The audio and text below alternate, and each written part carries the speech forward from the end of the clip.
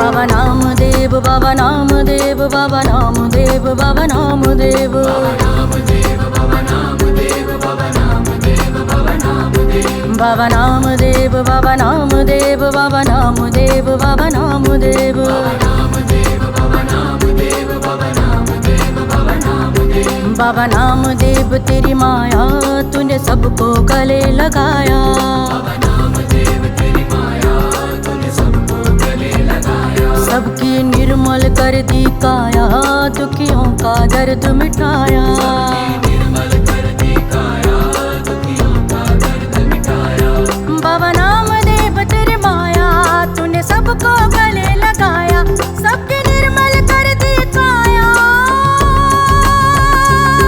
दुखियों का दर्द मिटाया, बाबा नामदेव, बाबा नामदेव, बाबा नामदेव, बाबा नामदेव, बाबा नामदेव। विश्व संत, संतों के संत, संत शिरोमणि श्री श्री नामदेव जी महाराज के श्री चरणों में कोटि कोटि प्रणाम।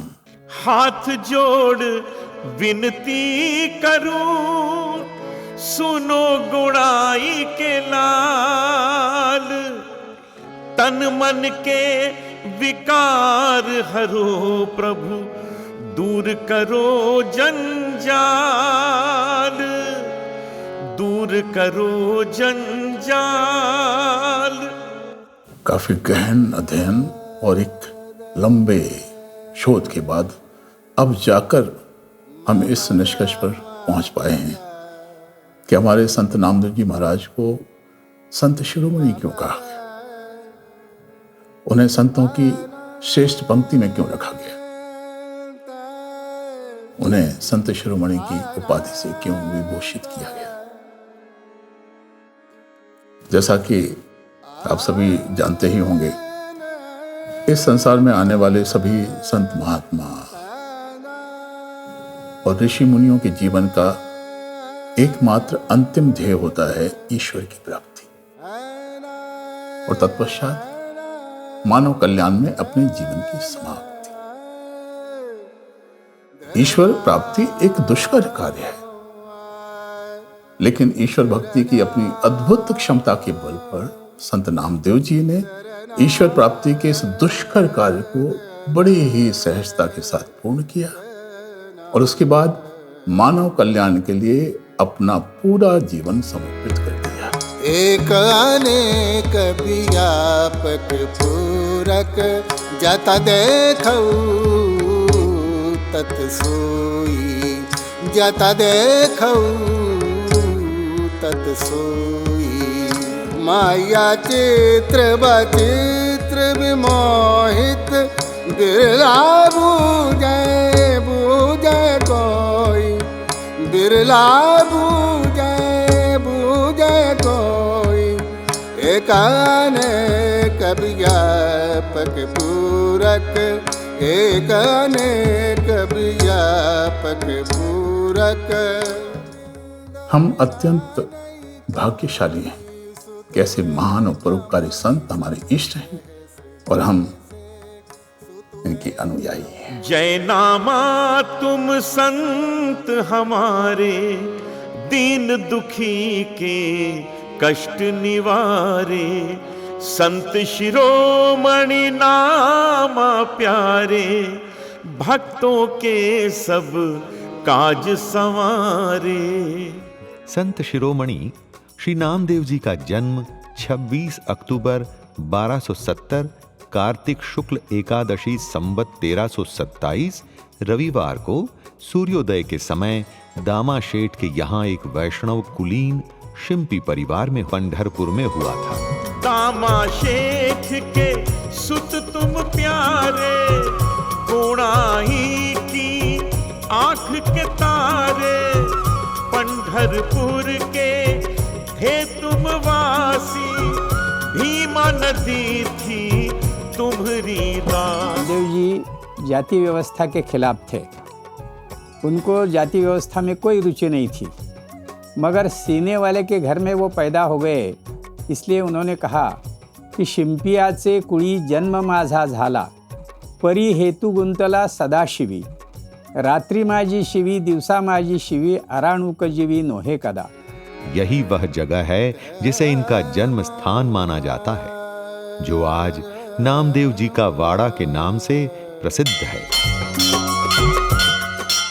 भगवान नामदेव जी का ये जो मंदिर है, इसका इतिहास करीब 750 बरस से पुराना बोला जाता है। अभी भगवान नामदेव जी के जन्म के बारे में कोई अलग अलग बातें बता रहा है, लेकिन नामदेव जी महाराज स्वयं ये कहते हैं कि उनका जन्म इसी मंदिर में और माँ के कोख में से हुआ है। यहाँ नामदेव जी के आराध्य भगवान विट्ठल के मंदिर के साथ साथ नामदेव जी का भी मंदिर है।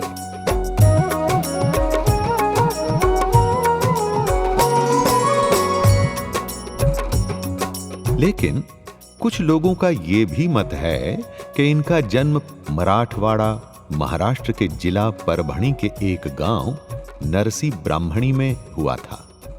यही वो स्थान है जिसे इनका जन्म स्थल बताया जाता है।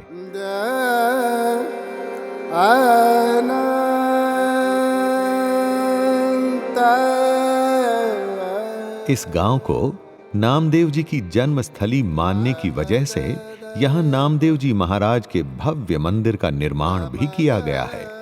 लेकिन ये मंदिर इनके जन्मस्थल से थोड़ी सी दूरी पर नदी के किनारे बनाया गया है।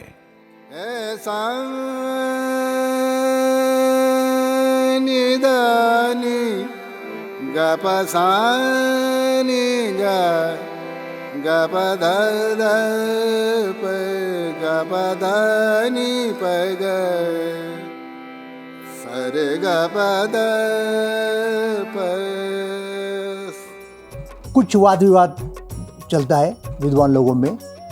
कुछ लोग ऐसे पक्ष के हैं कि उनका जन्म पंढरपुर में हुआ, कुछ लोग ऐसा भी कहते हैं कि उनका जन्म वो नरसी में हुआ, मराठवाड़ा में नांदेड़ जिला में वो गांव है। एक बात तो बिल्कुल स्पष्ट है कि उनके पुरखों का जो गांव था वो नरसी था और वहाँ से ये लोग पंढरपुर आ गए। तो हो सकता है पंढरपुर में हुआ होगा, लेकिन इसका मतलब ऐसा तो नहीं कह सकते हम कि उन्होंने नरसी का अपना नाता, अपना रिश्ता पूरी तरह से छोड़ दिया था। ऐसी बात नहीं है, तोड़ दिया था, ऐसी बात नहीं है। तो जब तक हम डिसाइसिव एविडेंस बोलते हैं, जिसको निर्णायक पुरावा बोलते हैं, वो जब तक नहीं मिलता तब तक लोगों की जो भावना है, जिस भावना से लोग चलते हैं तो उनको चलने दो। नामदेव जी से पहले दामा शेठ जी के यहाँ एक पुत्री ने जन्म लिया था, जिसका नाम उन्होंने आरूबाई रखा था। आरूबाई के जन्म के बाद कई सालों तक जब इनके कोई और संतान नहीं हुई, तो दामा शेठ की पत्नी गोणाबाई ने भगवान विट्ठल की मन्नत मांगी, जिसके फलस्वरूप काफी समय के पश्चात नामदेव जी महाराज का जन्म हुआ। एक अनेक व्यापक पूरक जत देखऊ तत सोई, जत देखऊ तत सोई। माया चित्र बचित्र विमोहित, माया चित्र बचित्र विमोहित। बिरला बूझे बूझे कोई, बिरला बूझे बूझे कोई। एक अनेक व्यापक पूरक। अपने गृहस्थ जीवन को सुचारू रूप से चलाने के लिए नामदेव जी के पिता दामा शेठ कपड़ों की सिलाई का काम करते थे। अपनी आर्थिक दशा को सुधारने के इरादे से ही दामा शेठ सिलाई के साथ साथ अपनी दुकान में जुलाहों से खरीदा हुआ कपड़ा भी बेचा करते थे। नामदेव जी के बचपन से ही इनकी माता इन्हें ऋषि मुनियों की प्रेरक कहानियां सुनाया करती थी, ताकि बालक नामदेव के अंदर अच्छे संस्कार पैदा हों। इनके माता पिता हमेशा इस बात का भी ध्यान रखते थे कि नामदेव जी हमेशा संत ज्ञानियों के सानिध्य में रहे और अपने धर्म के प्रति इनकी निष्ठा हमेशा बनी रहे। पंढरपुर में इनके पिता नियमित रूप से इन्हें अपने साथ लेकर पूजा पाठ के लिए भगवान विट्ठल के मंदिर जाते थे। बालक नामदेव जैसे ही विट्ठल भगवान की मूर्ति को देखते तो उसमें खो जाते और घंटों मूर्ति को निहारते रहते। अपने विट्ठल के लिए बालक नामदेव के मन में कितना प्रेम, कितनी श्रद्धा और कितना समर्पण भाव था। जिस उम्र में बच्चे खेलने खाने में व्यस्त रहते हैं, उस मासूम उम्र में ही इन्होंने अपने आप को प्रभु के चरणों में समर्पित कर दिया था। अब सोचने वाली बात यह है कि एक अबोध बालक के मन में इस तरह के विचार आए कैसे? इसका जवाब है इनके संस्कार जो इनके माता पिता इन्हें दे रहे थे। एक बार किसी काम से दामा शेठ को गांव से बाहर जाना पड़ गया।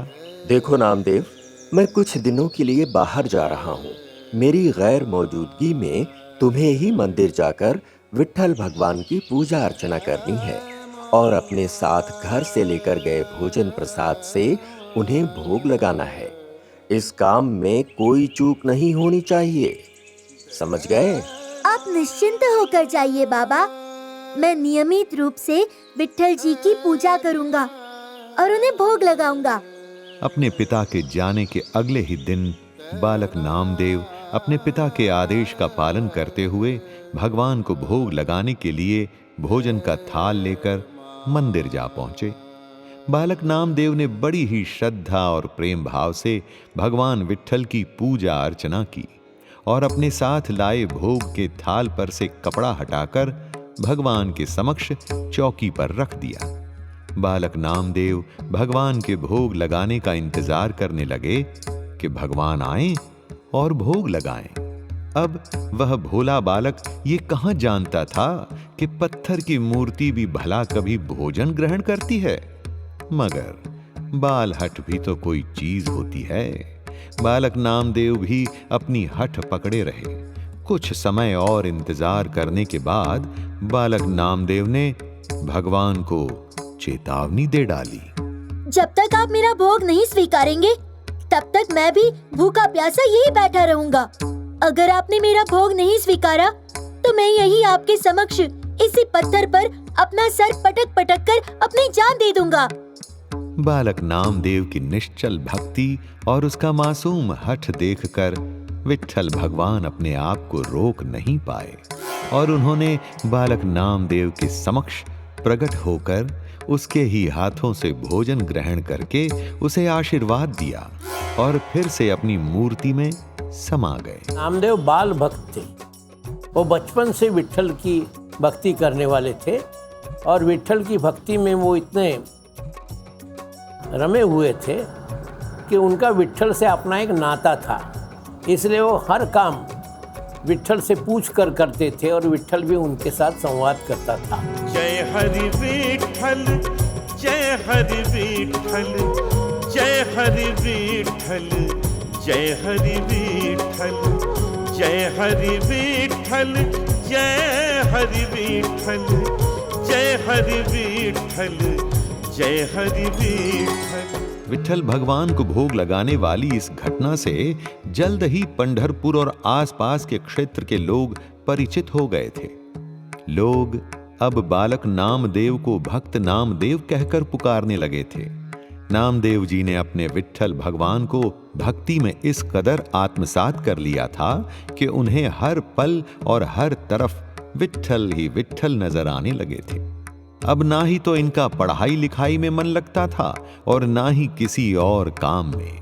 विट्ठल भगवान के प्रति बालक नामदेव की इतनी दीवानगी देखकर इनके घर वालों को इस बात का भय सताने लगा था कि कहीं नामदेव जी विट्ठल भगवान की भक्ति के चक्कर में अपना घर बार छोड़कर सन्यासी ही न बन जाएं।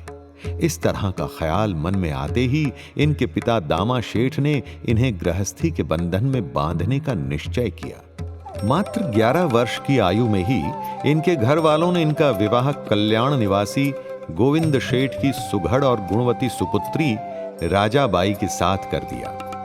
राजाबाई अपनी सास के साथ घर गृहस्थी के काम में तो उनका हाथ बटाती ही थी, साथ ही अपने ससुर के सिलाई आदि के काम काज में भी उनकी मदद करती थी। लेकिन बालक नामदेव का अब भी वही हाल था। वैसे भी इतनी सी उम्र के बालक को शादी ब्याह का अर्थ कहां समझ में आता है, और नामदेव जी तो ठहरे विट्ठल के परम भक्त। सो भला इनका ध्यान कैसे अपने विट्ठल की उपासना छोड़कर घर गृहस्थी में लग सकता था। लेकिन इनकी पत्नी के अथक प्रयासों के चलते ये घर गृहस्थी में थोड़ी बहुत रुचि लेने लगे थे।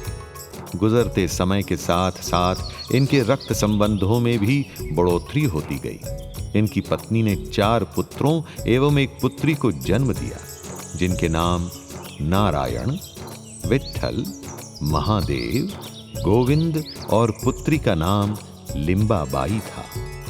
परिवार के नए सदस्यों के आगमन से गृहस्थी के खर्चे भी बढ़ गए थे। अब इनके पिताजी की कमाई से घर चलाना इनकी माई गोणाबाई के लिए बहुत मुश्किल हो रहा था। अपनी बढ़ती उम्र और घर की हालत को देखकर दामा शेठ ने एक दिन युवक नामदेव को अपने पास बुलाया। बेटा, अब मुझसे ज्यादा काम नहीं होता। अगर तुम मेरे काम में हाथ बटाओगे तो अपने घर परिवार का गुजारा आराम से हो जाएगा। मैंने पहले भी इसके लिए कोशिश की थी बाबा। मैं एक बार फिर से कोशिश करके देखता हूँ। वो काम करते थे, मतलब जैसा उनके घर का अपना जो काम था, छिपा एक दर्जी का काम। उस समय दर्जी लोग ही कपड़ा भी तैयार करते थे, उसको रंगाते भी थे और बाद में उससे कपड़े भी बनाते थे।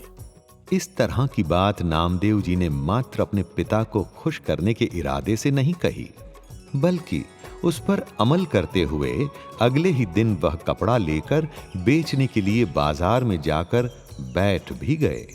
लेकिन उनका तो वही हाल था। बैठे तो ये बाजार में थे, लेकिन इनका ध्यान अपने भगवान विट्ठल की भक्ति में ही था। भक्ति में लीन होने के कारण इन्होंने दूसरे लोगों की तरह कपड़ा बेचने का प्रयास ही नहीं किया। शाम होते होते सब लोग अपना अपना सामान बेचकर वहां से चले गए। तब इन्हें एहसास हुआ कि अगर कपड़े के साथ वापस घर जाएंगे तो घर वाले इनसे नाराज हो जाएंगे। लिहाजा इस परिस्थिति में उन्होंने भगवान विट्ठल से मदद की विनती की और अपना सामान समेटकर चल पड़े। बाजार से इनके घर के रास्ते में एक खेत पड़ता था। जाते जाते इनकी नजर खेत में पड़े हुए बड़े बड़े 2 गोल पत्थरों पर पड़ी। अब इनकी भक्ति का आलम देखिए कि उन निर्जीव पत्थरों में भी इन्हें चेतना नजर आ रही थी। अपनी इसी सोच के चलते इन्हें उस समय ये लगा कि जो पत्थर वहां खुले में बिना वस्त्रों के पड़े हैं, रात के समय ठंड के कारण इनका बुरा हाल हो जाएगा। ये सोचकर नामदेव जी महाराज ने अपने गठरी से कपड़े का एक थान निकालकर उस पत्थर को ओढ़ा दिया। उसके बाद दूसरा थान निकालकर दूसरे पत्थर को अच्छे से ढक दिया। अभी ये वहां से जाने की तैयारी ही कर रहे थे कि इन्हें अपने पिताजी की बात याद आ गई। अगर कभी किसी को उधार माल दो तो किसी को उसका जामींदार अवश्य बना लेना चाहिए, ताकि अगर माल खरीदने वाला पैसा ना दे तो जामींदार से रकम वसूली जा सके। गणोबा, अगर आपको कोई एतराज ना हो तो आपकी उधारी का जामींदार हम इन घड़ोबा को बना लेते हैं, ताकि 10 दिन बाद आपने पैसे नहीं दिए तो मैं इन घड़ोबा से वसूल कर सकूं। इतना कह निश्चिंत होकर नामदेव जी महाराज अपने घर लौट आए और अपने पिताजी को अपने दिन भर के कारोबार की जानकारी देते हुए बोले, मैं सारा कपड़ा गणोबा को उधारी पर बेच आया हूँ। 10 दिन बाद वो पैसा दे देगा, और अगर गणोबा ने पैसा नहीं दिया तो उसके जामींदार घड़ोबा से मैं पैसा वसूल कर लूंगा। बेटे की इस व्यावहारिक बात को सुनकर दामा शेठ संतुष्ट नजर आ रहे थे। उधर 10 दिन के बाद नामदेव जी महाराज अपनी उधारी का पैसा लेने खेत में पहुंचे और गणोबा से पैसा मांगने लगे। अब भला पत्थर कैसे इनको पैसा दे सकता था? थोड़ी देर की अपने मन की साथ की बहसा बहसी के बाद जब इन्हें यह एहसास हो गया कि गणोबा उधार नहीं चुका रहा है, तो ये उनके जामीनदार निश्चित हुए घणोबा को उठाकर घर की तरफ चल दिए। घर पहुंचकर इन्होंने घर वालों की नजर बचाकर उसे एक कोठरी में रख दिया। शाम को जब सब घर वालों के समक्ष इनके पिता ने गणोबा की उधारी के बारे में पूछा तो इन्होंने कहा, गणोबा ने पैसे नहीं दिए, सो मैं उसके जामीनदार घणोबा को उठा लाया हूँ। कहाँ है वो? मुझे तो कहीं नजर नहीं आ रहा। मैंने उसे अंदर वाले कोठे में रख दिया है। रख दिया है? ये रख दिया से क्या अर्थ है तुम्हारा? उसे फौरन बाहर लेकर आओ, मैं भी तो देखूं आखिर कौन है गणोबा का जामीनदार। अपने पिता के आदेश का पालन करते हुए जब नामदेव जी उस पत्थर को उठाकर बाहर लाए तो अपने सामने एक पत्थर को देख दामा शेठ ने अपना सर पीट लिया। इस वक्त उन्हें नामदेव जी महाराज पर बेहद क्रोध आ रहा था। गोणाई उनका क्रोध देखकर घबरा गई थी। उन्हें भय था कि कहीं क्रोध में उनके पति कोई अनर्थ न कर डालें। लेकिन दामा शेठ का ये क्रोध उस समय गायब हो गया जब उन्होंने उस पत्थर को एक तरफ से सोने की तरह चमकते हुए देखा। फिर क्या था, चमकते पत्थर की बात देखते ही देखते पूरे पंढरपुर में फैल गई। दामा शेठ ने उस पत्थर की जांच के लिए एक जौहरी को बुलाया तो बारीकी से पत्थर की जांच परख के बाद वह हैरान होते हुए बोला, ये तो बड़ा कीमती पत्थर है और है भी कितना बड़ा। इसकी कीमत का तो अंदाजा लगा पाना भी असंभव है। ये सुनकर नामदेव महाराज की मां गोणाई और पत्नी राजाबाई की खुशी की कोई सीमा नहीं थी। उन्हें लग रहा था कि इस कीमती पत्थर के आने से उनके सारे दुख दूर हो जाएंगे। हम इस पत्थर का कुछ हिस्सा तोड़कर बेच देते हैं, हमारे घर की। ये हमारी नहीं बल्कि गणोबा की अमानत है। हम इसे भला तोड़कर कैसे बेच सकते हैं? गणोबा हमारे पैसे चुकाकर इसे ले जाएंगे। अब ये कीमती पत्थर वाली बात चलते चलते उस खेत के मालिक तक भी जा पहुंची तो वह दामा शेठ के घर आ पहुंचा। देखिए सेठ, आपके बेटे ने मेरे खेत में पड़े पत्थरों को ही अपने कपड़े बेचे थे और ये पत्थर उनमें से ही एक मेरे खेत का पत्थर है। जमानत के अनुसार इन पत्थरों को बेचे हुए कपड़ों की कीमत मैं चुका देता हूँ। मुझे मेरा ये पत्थर आप वापस कर दो बस। हालांकि गोणाई और राजाबाई तो पत्थर वापस करने के हक में नहीं थी, लेकिन नामदेव के कहने पर दामा शेठ ने अपने कपड़ों की कीमत लेकर वह पत्थर उस किसान को वापस कर दिया। उस किसान ने बड़े जतन से उस पत्थर को कपड़े में लपेटा और अपने घर ले गया। रास्ते भर वह दामा शेठ के परिवार को मूर्ख मानकर इस कीमती पत्थर के भरोसे अपने सुनहरे जीवन के सपने बुनता रहा। लेकिन घर पहुंचकर जैसे ही उसने पत्थर को अंदर ले जाकर उस पर से कपड़ा हटाया, उसके सारे सपने रेत के घरौंदे की तरह ढह गए। वह कीमती पत्थर फिर से एक साधारण पत्थर में परिवर्तित हो गया था। अगर पूरे प्रकरण पर ध्यान से विचार करें तो इसमें किसी का कोई नुकसान नहीं हुआ। कहते हैं भगवान विट्ठल की लीला समझ में आते ही वो किसान वापस आकर उस पत्थर को नामदेव जी के श्री चरणों में रख गया था। उस पत्थर के अंश आज भी पंढरपुर में नामदेव जी के वंशजों के पास मौजूद हैं, जहां बड़े भक्ति भाव से उनकी पूजा की जाती है। सब गोविंद है, सब गोविंद है, गोविंद बिना नहीं कोई। सुतुए कमणि सत सहस जैसे ओति पाति प्रभु सोई, ओति पाति प्रभु सोई। एक अनेक व्यापक पूरक, एक अनेक व्यापक पूरक। एक बार हुआ ये कि इनके घर का कुछ हिस्सा क्षतिग्रस्त हो गया था। राजाबाई ने कई बार नामदेव जी को बोला कि राज मिस्त्री को बुलाकर घर के क्षतिग्रस्त हिस्से की मरम्मत करवा लें, रोज सुबह नामदेव जी को मंदिर जाते समय राजाबाई उनको राजमिस्त्री लाने की बात याद दिलाती थी और नामदेव जी मंदिर में जाने के बाद सब कुछ भूल जाते थे। रात में जब वो घर वापस लौटते तो राजमिस्त्री न लाने के लिए राजाबाई से क्षमा मांगते।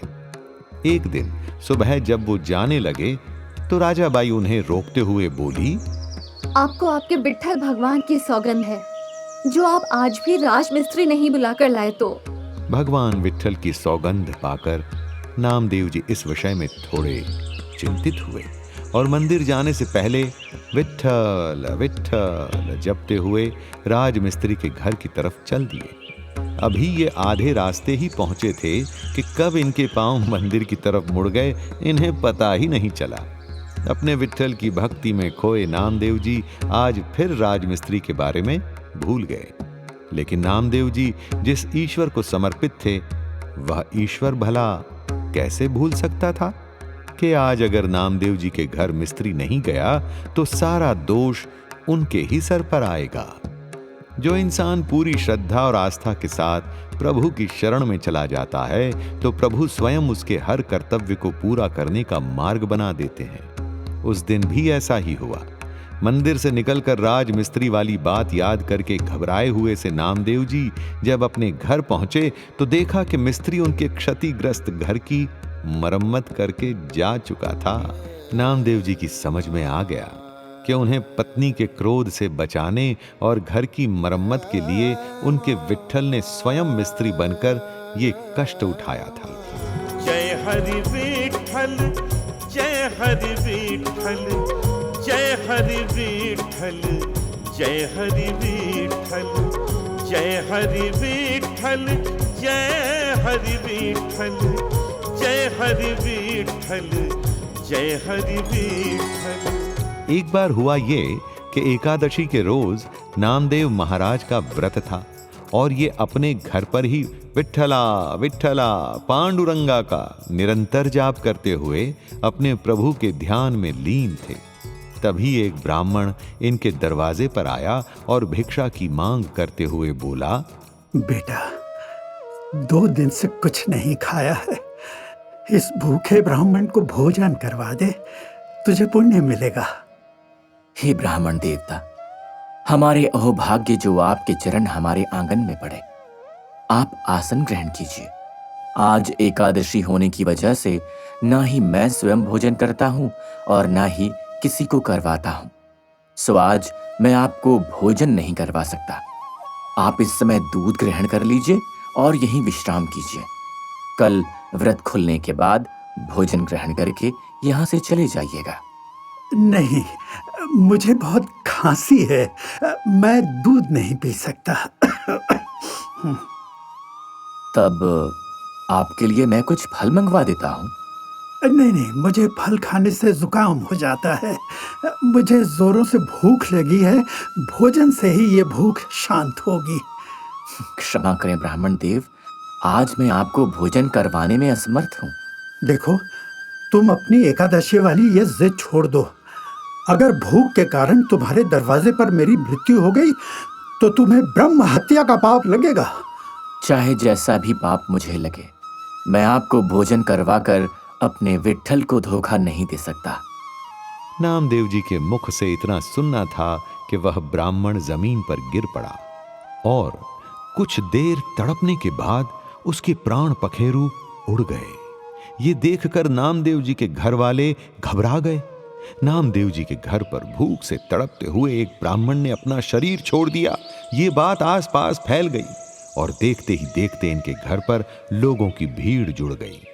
तब नामदेव जी ने लोगों को संबोधित करते हुए कहा, आज एकादशी है, सो इन ब्राह्मण देवता का अंतिम संस्कार कल सुबह किया जाएगा।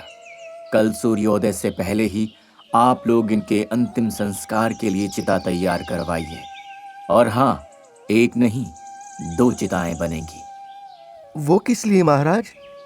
एक इन ब्राह्मण देवता के लिए और दूसरी मेरे लिए।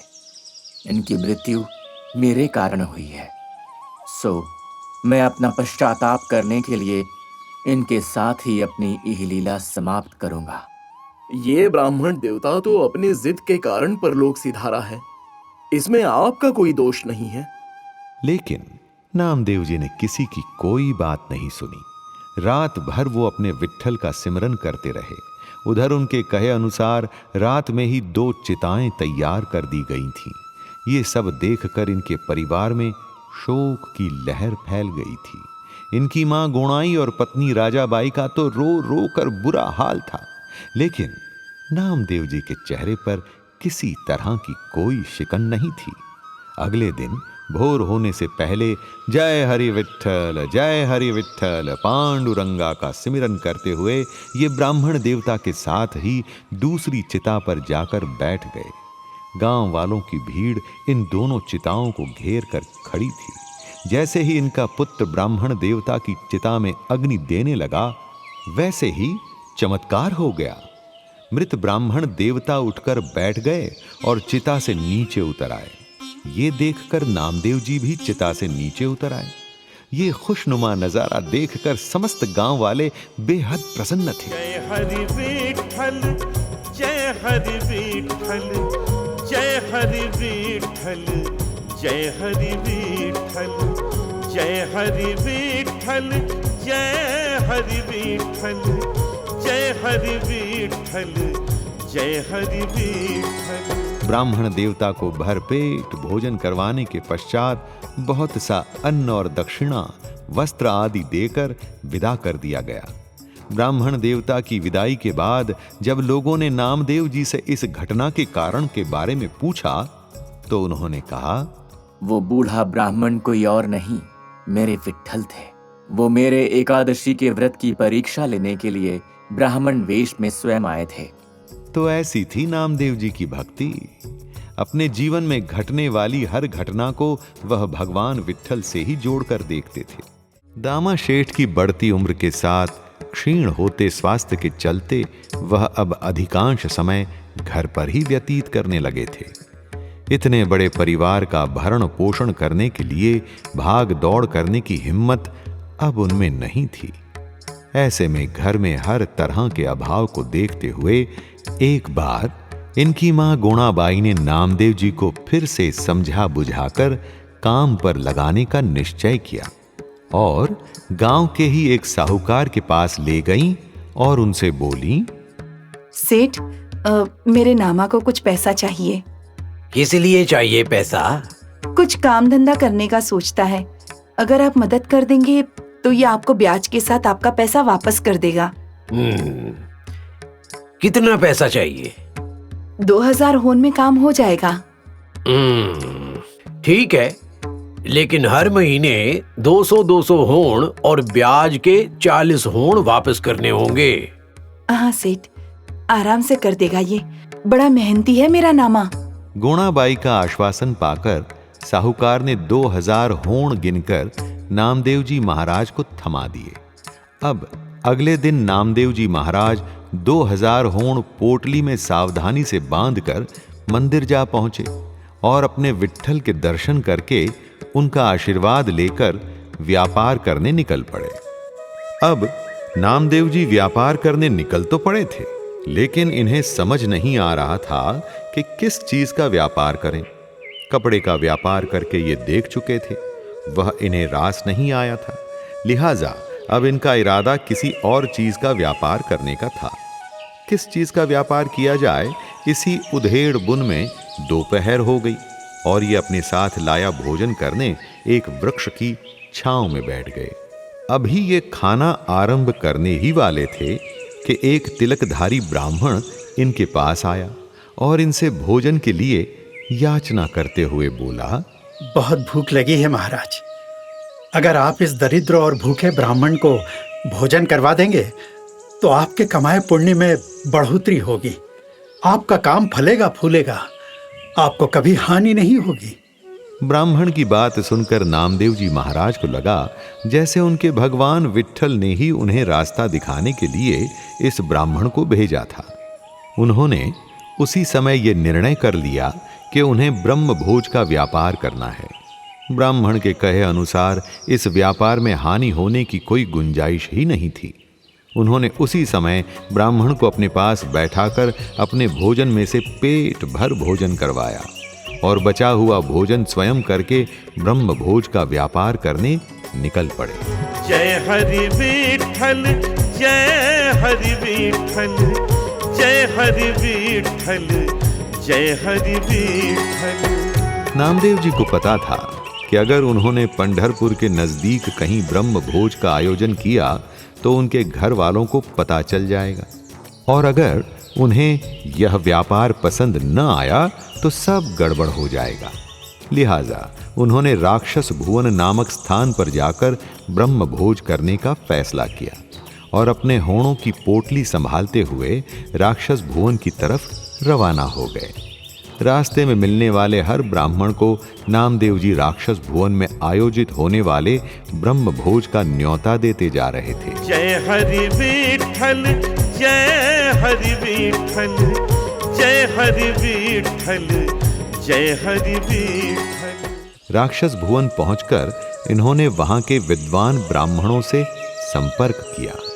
मैं यहाँ आप लोगों के सहयोग से ब्रह्म भोज का आयोजन करना चाहता हूँ। क्या आप लोग? ये तो बड़ी ही प्रसन्नता की बात है, आप अवश्य कीजिए। हमसे किसी तरह की सहायता की आवश्यकता हो तो कहिए। देखिए, मैं इस स्थान पर नया हूँ और अकेला भी हूँ, सो सारी व्यवस्था आप लोगों को देखनी होगी। खर्च की आप चिंता मत कीजिए, और हाँ, इस ब्रह्म भोज में ऐसे ब्राह्मणों को ही शामिल करना है जो दरिद्र या अभावग्रस्त हैं। आप निश्चिंत रहिए, सब व्यवस्था हो जाएगी। और अगले दिन से ही विद्वान ब्राह्मणों के सहयोग से ब्रह्म भोज का कार्यक्रम आरंभ हो गया। भोजन में खीर, पूरी, कई प्रकार के मिष्ठान और सब्जियां बनाई गईं। जैसे जैसे ब्राह्मण आते जा रहे थे, भोजन करके तृप्त होकर दक्षिणा लेकर नामदेव जी को आशीर्वाद देकर प्रस्थान करते जा रहे थे। नामदेव जी अपने इस व्यापार को इतनी कुशलता से संपन्न होता देखकर बहुत खुश थे। जय हरि विठ्ठल, जय हरि विठ्ठल, जय हरि विठ्ठल, जय हरि विठ्ठल। उधर इनके ब्रह्म भोज वाले व्यापार की खबर उस साहूकार तक भी जा पहुंची जिसने इन्हें व्यापार करने के लिए कर्ज दिया था। अपना पैसा डूब जाने के डर से आनन फानन में वह भी राक्षस भुवन आ पहुंचा और नामदेव जी से अपना पैसा मांगने लगा। नामदेव जी ने उस साहूकार को समझाने की बहुत कोशिश की, लेकिन वह अपना पैसा वापस लेने की जिद पर अड़ा रहा। तब नामदेव जी ने उससे कहा, सेठ जी, अभी तो आपको मुझे पैसा दिए 1 सप्ताह भी नहीं हुआ है। अपनी बात तो हर महीने थोड़ी थोड़ी रकम चुकाने की हुई थी ना। वो कर्ज मैंने तुम्हें व्यापार करने के लिए दिया था, यूं लोगों को खिलाकर लुटाने के लिए नहीं दिया था। मैं कुछ नहीं जानता, मुझे मेरा पैसा वापस चाहिए बस। ठीक है, आपको आपका पैसा मिल जाएगा। आप इतने लंबे सफर से आए हैं, विश्राम करके भोजन कीजिए, तब तक मैं आपके पैसे की व्यवस्था करता हूँ। इस तरह से साहूकार को आश्वस्त करके नामदेव जी एकांत में जाकर ध्यान में बैठ गए, और जब पांडुरंग से इनका साक्षात्कार हुआ तो इन्होंने पांडुरंग को साहूकार के पैसे वाली बात बताई। सारा किस्सा सुनने के पश्चात पांडुरंग मुस्कुराते हुए बोले, नामदेवा, जो तुम कर रहे हो वो साधारण प्राणी मात्र के समझ में आने वाली बात नहीं है। उसके लिए तुम्हारे जैसा मन चाहिए, लेकिन तुम चिंता मत करो, मैं उसकी ही भाषा में उसे सब समझा दूंगा। तुम बस इतना करना कि उस साहूकार को लेकर नदी में उतर जाना। उससे कहना, नदी में डुबकी लगाने के पश्चात ही उसे उसके पैसे मिलेंगे। अपने पांडुरंग के कहे अनुसार नामदेव जी भोजनोपरांत उस साहूकार को समझा बुझाकर नदी किनारे ले गए और स्वयं नाभि तक पानी में उतर जाने के बाद बोले, अगर आपको पैसा चाहिए तो आपको यहाँ पानी में आना होगा। साहूकार ठहरा पैसे का लालची, सो उतर गया नाभि तक पानी में। लेकिन जैसे ही वह पानी में उतरा, भगवान विट्ठल ने उसे पानी में खींच लिया और पाताल लोक के दर्शन करवाए। पाताल लोक की वैभवता देखकर साहूकार भौचक्का रह गया। वहां साक्षात ईश्वर के दर्शन करके उसने अपने आप को धन्य समझा और मन ही मन इसके लिए नामदेव जी का धन्यवाद करने लगा। ईश्वर की आभा के वशीभूत होकर साहूकार अपनी चेतना खोता जा रहा था और कुछ समय के बाद वह पूरी तरह से मूर्छित हो गया। जय हरि विठ्ठल, जय हरि विठ्ठल, जय हरि विठ्ठल, जय हरि विठ्ठल। साहूकार जब मूर्छा से बाहर आया तो उसने अपने आप को पंढरपुर स्थित चंद्रभागा नदी के किनारे पाया। साहूकार को अपने साथ घटित हुआ सारा प्रकरण स्वप्न समान लग रहा था। जब वह उठने लगा तो उसे अपनी कमर से एक पोटली के बंधे होने का एहसास हुआ और जब उसने पोटली को खोलकर देखा तो उसमें काफी मात्रा में होड़ों को पाया। जब उसने होड़ों को गिना तो पूरे 2100 निकले। जय हरि विठ्ठल, जय हरि विठ्ठल, जय हरि विठ्ठल, जय हरि विठ्ठल। साहूकार समझ गया था कि स्वयं ईश्वर ने नामदेव जी का कर्ज चुका दिया था। उस दिन के बाद उस साहूकार ने भी पैसे का लालच छोड़कर भक्ति का मार्ग अपना लिया। अपनी कमाई में से अपने परिवार के भरण पोषण जितना पैसा रखकर बाकी का धन व लोगों की भलाई के कामों में लगाने लग गया था। यानी कि नामदेव जी के संपर्क में जो कोई भी आया उसी का उद्धार हो गया। नामदेव जी महाराज की भगवत भक्ति के साथ साथ एक प्रसंग ऐसा भी है जिससे ये पता चलता है कि नामदेव जी महाराज को प्रकृति से भी बेहद लगाव था।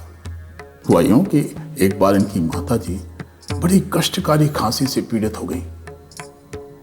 उन्होंने अपनी खांसी के इलाज हेतु दवा बनाने के लिए जंगल से बबूल की छाल लाने को कहा। माता जी की आज्ञा सर माथे पर, उनकी आज्ञा का पालन करते हुए नामदेव जी ने कुल्हाड़ी उठाई और चल दिए जंगल की तरफ। जंगल पहुंचकर उन्होंने एक बबूल का पेड़ ढूंढा और उसकी छाल निकालने के लिए पेड़ के तने पर कुल्हाड़ी से वार कर दिया। कुल्हाड़ी के वार से पेड़ थरथरा कर रह गया था। नामदेव जी ने देखा कि जहां इन्होंने कुल्हाड़ी का वार किया था वहां पेड़ पर घाव हो गया था जिसमें से रक्त जैसा लाल लाल पानी निकल रहा था। ये देखकर नामदेव जी महाराज को बड़ा कष्ट हुआ। जब एक पत्थर में उन्हें चेतना नजर आ गई थी तो ये तो जीवन युक्त पेड़ था। नामदेव जी को लगा कि पेड़ पर वार करके उन्होंने अपराध किया था। अपनी चेतन अवस्था में उनसे अपराध हुआ था। मन में अपराध बोध के आते ही नामदेव जी महाराज ने तुरंत अपने पांव पर कुल्हाड़ी से प्रहार किया और जितनी छाल उस पेड़ की निकली थी उतना ही बड़ा मांस का टुकड़ा अपने पांव से निकालकर जमीन पर डाल दिया। इस समय उनके पांव से भी वैसे ही रक्त धारा बह रही थी जैसी उस पेड़ से। इस घाव से नामदेव जी को तो कष्ट हो ही रहा था, लेकिन पेड़ के साथ न्याय करने के एहसास से मन में संतोष भी था। नामदेव जी के इस स्वन्याय से जगत के पालनहार भगवान विट्ठल भला कैसे अनभिज्ञ रह सकते थे। सो आ गए एक ग्वाले के रूप में नामदेव जी की मदद करने के लिए। जय हरि विट्ठल, जय हरि विट्ठल, जय हरि विट्ठल, जय हरि विट्ठल। उन्होंने अपनी झोली से आटे जैसा कोई पदार्थ निकालकर पहले पेड़ के घाव पर लगाया और फिर नामदेव जी के पांव पर। पलक झपकते ही दोनों के घाव ऐसे हो गए जैसे कुछ हुआ ही नहीं था। इससे पहले कि नामदेव जी उस ग्वाले से कुछ बोल पाते, वह मुस्कुराता हुआ वहां से चला गया। चहु दिशा ईश्वर की माया, ईश्वर है हम सब में समाया। नामा तू ईश्वर का प्यारा, तुझ सा संत नहीं संसारा। नामदेव जी महाराज समझ गए थे कि वह ग्वाला कोई और नहीं, भगवान विट्ठल ही थे। संत नामदेव ने अपनी भक्ति से अपने स्थूल अहंकार पर तो विजय पा ली थी, लेकिन अपने अंदर छुपे सूक्ष्म अहंकार को वो देख नहीं पा रहे थे। इस अहंकार से इनका परिचय करवाने के लिए इन्हें एक सिद्ध गुरु के मार्गदर्शन की आवश्यकता थी। भगवान विट्ठल ने इनके मन पर पड़े अभिमान के पर्दे को हटाने का निश्चय किया और इसका आधार बनाया संत ज्ञानेश्वर और उनके परिवार को।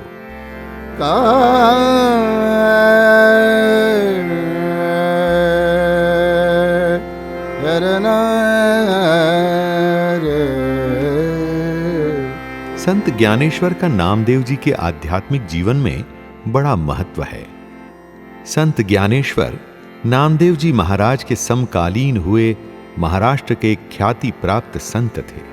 भगवान विट्ठल की रची हुई लीला के अनुसार एक रात्रि विश्राम के समय संत ज्ञानेश्वर जी को दृष्टांत हुआ कि गंगा, यमुना, कावेरी, भगीरथी और सरस्वती आदि नदियां उन्हें तीर्थ करने के लिए अपने पास बुला रही थीं। सुबह उठने पर उन्होंने अपने इस दृष्टांत का जिक्र अपने बड़े भाई निवृत्तिनाथ, सोपाननाथ और बहन मुक्ताबाई से किया, तो सभी ने एक मत से देश भर में तीर्थ यात्रा करने का संकल्प कर लिया। भगवान विट्ठल के एक सच्चे भक्त के रूप में अब तक नामदेव जी महाराज की भी ख्याति इन लोगों तक पहुंच चुकी थी।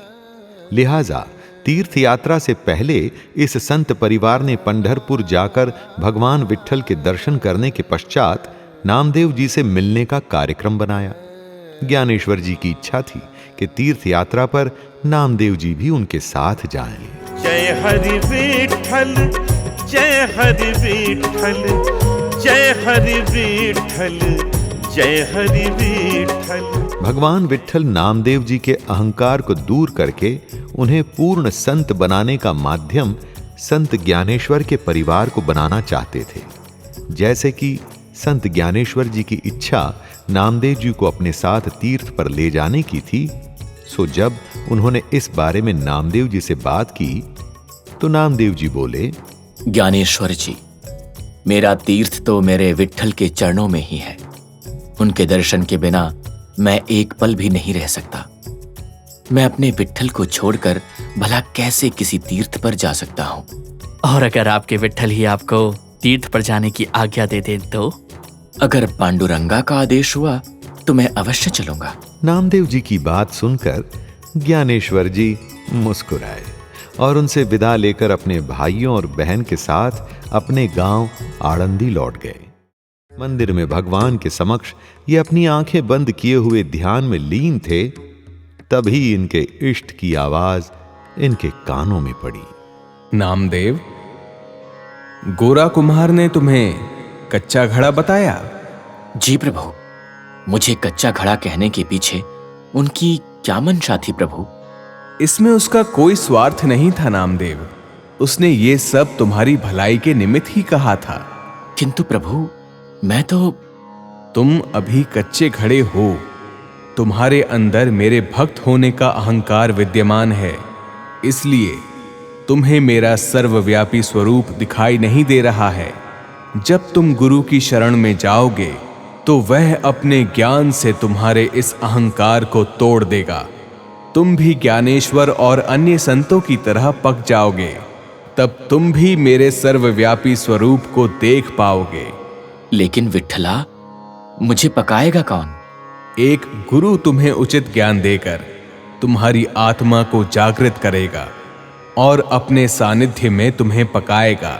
ऐसा गुरु मुझे मिलेगा कहां पांडुरंगा? उसके लिए तुम्हें औढ़ा गांव जाना होगा। वहां ज्योतिर्लिंग का पुरातन मंदिर है। जब तुम वहां जाओगे तो परम विद्वान विसोबा खेचर से तुम्हारी मुलाकात होगी। वही तुम्हारे गुरु बनने की प्रतिभा रखते हैं। उनके मार्गदर्शन में ही तुम्हें परम ज्ञान की प्राप्ति होगी। मुझे आपके वियोग का दुख सहन करना होगा प्रभु? एक बार तुमने मुझसे वियोग के दुख को सहन कर लिया तो जीवन भर कोई दुख तुम्हारे सामने नहीं आएगा। जैसी आपकी आज्ञा प्रभु। कुछ दिनों के बाद इन्होंने अपने इष्ट के आदेश का पालन करते हुए गुरु प्राप्ति के लिए औंढा गांव की ओर प्रस्थान किया। कहते हैं कि जितनी प्यास शिष्य को अपने गुरु से मिलने की होती है, उससे कहीं ज्यादा इंतजार गुरु को अपने शिष्य का रहता है। गुरु और शिष्य का रिश्ता दिए और बाती जैसा होता है, यानी कि दोनों एक दूसरे के बिना अधूरे। सफल जन्म मोकौ गुरु कीना, सफल जन्म मोकौ गुरु कीना, दुख विसार सुख अंतर लीना, दुख विसार सुख अंतर लीना, सफल जन्म मोकऊ गुरु कीना, सफल जन्म मोकऊ गुरु कीना। पंढरपुर से करीब हफ्ते भर के सफर के पश्चात जब ये औंढा गांव स्थित शिवजी के मंदिर पहुंचे तो सबसे पहले इन्होंने ज्योतिर्लिंग के दर्शन करने का निश्चय किया। और जब ये मंदिर के गर्भगृह में पहुंचे तो देखा कि एक अत्यंत वृद्ध और कोढ़ी व्यक्ति शिवलिंग पर अपने दोनों पैर रखकर लेटा हुआ था। ये विचित्र नजारा देखकर नामदेव जी महाराज के क्रोध का कोई ठिकाना नहीं रहा। इन्हें उस मलिन और बीमार कोढ़ी व्यक्ति से घृणा सी हो रही थी और उसका शिवलिंग पर पांव रखकर यूं बेसुध पड़ना तो इनसे बर्दाश्त ही नहीं हो रहा था। ये तुम किस तरह शिवलिंग पर अपने पैर रखकर पड़े हो? तुम्हें शर्म नहीं आती भगवान शिव का इस तरह अनादर करते हुए? महाराज, मैंने आपको पहचाना नहीं और आप क्यों बिना वजह इतना क्रोध कर रहे हैं? बिना वजह? बड़े ही बेशर्म किस्म के इंसान हो तुम। शिवलिंग पर अपने गंदे और मवाद से भरे पांव रखकर तुम शिव जी का अनादर कर रहे हो और कहते हो बिना वजह। तुम्हारी अक्ल क्या कहीं घास चरने गई है? ओह, तो ये बात है। देखिए भक्त प्रवर, मैं एक बीमार और शक्तिहीन इंसान हूं। मुझसे तो हिला भी नहीं जा रहा है। अगर आपको मेरे इस तरह शिवलिंग पर पांव रखने से आपत्ति है तो आप स्वयं मेरे पांव उठाकर उस जगह पर रख दीजिए जहां आपके तथाकथित भगवान ना हो। मुझे इसमें कोई आपत्ति नहीं होगी। उस आदमी को इस तरह बात करते देख नामदेव जी की झुंझलाहट और बढ़ गई थी। इन्होंने बड़ी ही घृणा से उस कोढ़ी के पैरों को उठाया और शिवलिंग से हटाकर एक और पटक दिया।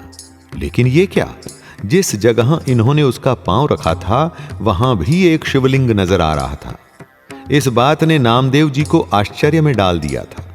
इन्होंने उसके पांव को फिर उठाया और दूसरी तरफ डाल दिया, लेकिन वहां भी शिवलिंग प्रकट हो गया था। जहां पांव रखे गए वहां शिव जी की पिंडी उनको दिखाई और बाद में नामदेव का बंगे देवा वीण ठावर रीता नहीं, मतलब ऐसी कोई जगह नहीं है कि जहाँ भगवान नहीं है। भगवान अगर मंदिर में है, पिंडी में है, तो जहाँ हम पांव रखते वहां भी है। नामदेव जी समझ गए कि वो बीमार नजर आने वाला व्यक्ति कोई पहुंचा हुआ सिद्ध योगी है। उस व्यक्ति के प्रति अपने मन के विचार बदलते ही इन्होंने तुरंत उसके पांव पकड़ लिए और बोले, हे योगीराज, आप निश्चय ही कोई पुण्य आत्मा है। भगवान विट्ठल का ये दास आपको पहचान नहीं पा रहा है। अगर आप अपना वास्तविक परिचय मुझे देंगे तो आपकी बड़ी कृपा होगी। मैं विसोबा खेचर हूं। इतना सुनना था कि नामदेव जी महाराज को अपनी गलती का एहसास हुआ और ये उनके चरणों में अपने आप को समर्पित करते हुए बोले, गुरुदेव, मुझसे अनजाने में बहुत बड़ी भूल हो गई है। आपकी लीला मैं समझ ही नहीं पाया। मुझ मूर्ख से अज्ञानतावश हुई इस धृष्टता को आप क्षमा करें महाराज, और मुझे अपने चरणों में जगह देकर मुझे अपना शिष्य स्वीकार करें। तुम भगवान विट्ठल के भक्त हो नामदेव, लेकिन विट्ठल मात्र उस मूर्ति में ही नहीं है जिसकी तुम आराधना करते आ रहे हो, बल्कि विट्ठल यानी कि ईश्वर निरूपाकार हैं। ईश्वर तो इस सृष्टि के कण कण में समाया हुआ है। पत्थर में, जल में, थल में, आकाश में, पशु पक्षियों में, लकड़ी में, धातु में, जिस भी वस्तु पर तुम नजर डालोगे सब में ईश्वर समाहित है। तुम एक साकार ईश्वर की पूजा करते हो, जबकि वो तो निराकार है। पत्थर की मूर्ति में भगवान नहीं है नामदेव। हे गुरुदेव, आज तक मैंने अपनी बुद्धिनुसार भगवान विट्ठल की पूजा, अर्चना एवं कीर्तन किया है, लेकिन वो शायद मेरी इस सगुण भक्ति से प्रसन्न नहीं है।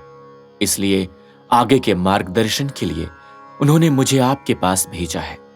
कृपया मुझे अपना शिष्य बनाकर इस कच्चे घड़े को अपने ज्ञान दर्शन की आग में पकाकर मेरे जीवन का उद्धार कर दीजिए। नामदेव, जब तप और व्रत आदि से कभी भी इंसान को अपने मन के अंधकार, अज्ञानता और अपने अहंकार से छुटकारा नहीं मिलता। इन सब से छुटकारा तो अंतर मन में पैदा होने वाला ज्ञान ही दिला सकता है।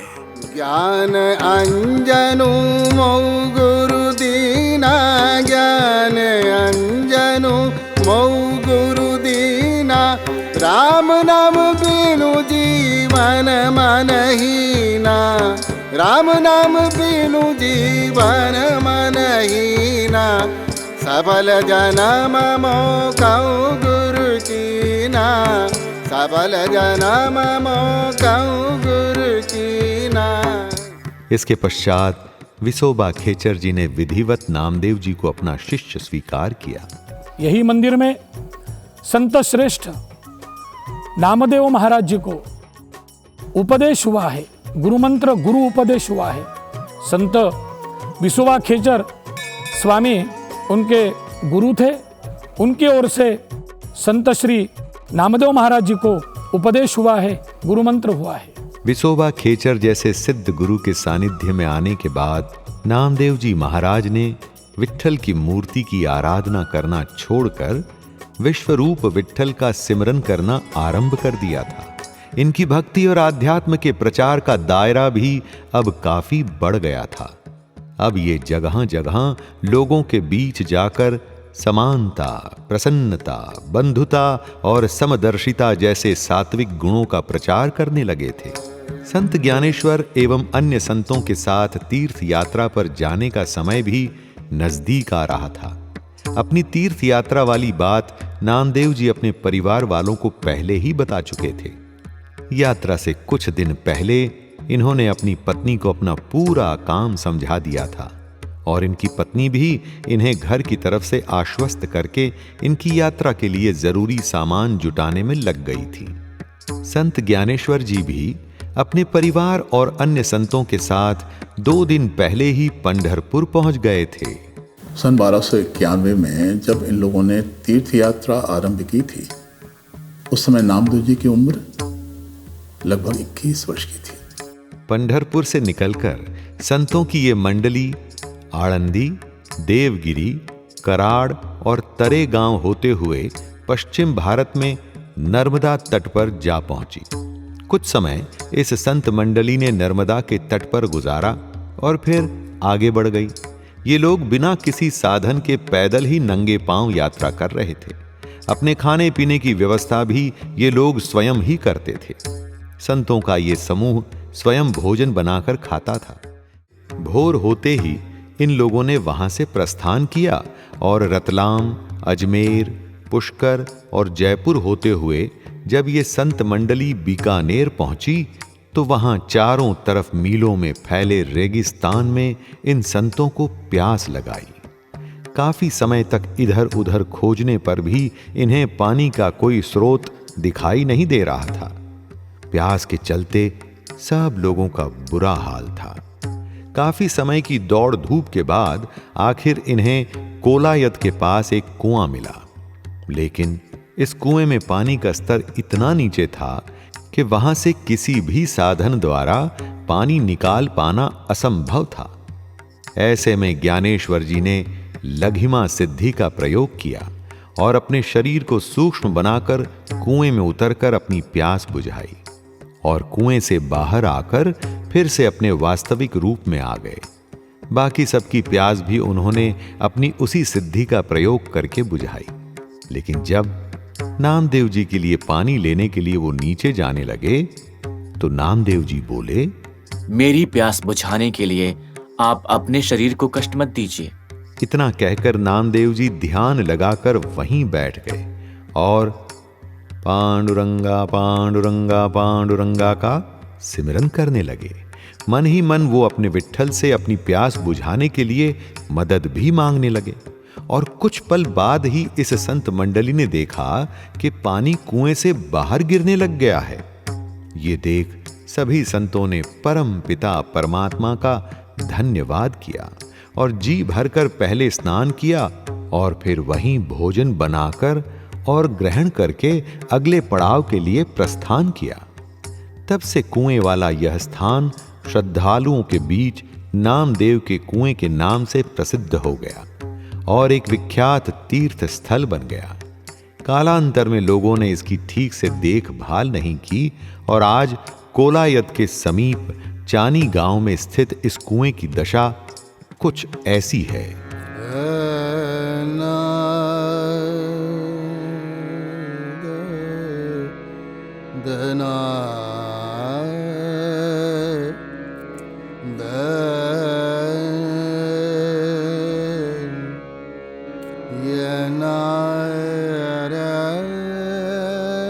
सन 1295 के अंत में नामदेव जी महाराज, संत ज्ञानेश्वर जी आदि संतों की इस मंडली ने महाराष्ट्र लौटने के उद्देश्य से काशी से प्रस्थान किया। 2-3 महीने के सफर के बाद जब इन लोगों ने श्री क्षेत्र में प्रवेश किया तो सब लोग पहले विट्ठल के मंदिर पहुंचे और सुख शांति से अपनी यात्रा पूरी करवाने के लिए धन्यवाद स्वरूप भगवान विट्ठल की आराधना की। नामदेव जी के काल में समाज की अवस्था बेहद दयनीय थी। उस दौर में वर्ण परंपरा की प्रबलता के कारण गरीब एवं नीची जाति के लोग छुआछूत जैसी समस्या से जूझ रहे थे। पंडित और पुजारी धर्म के नाम पर लोगों को डराकर ठग रहे थे।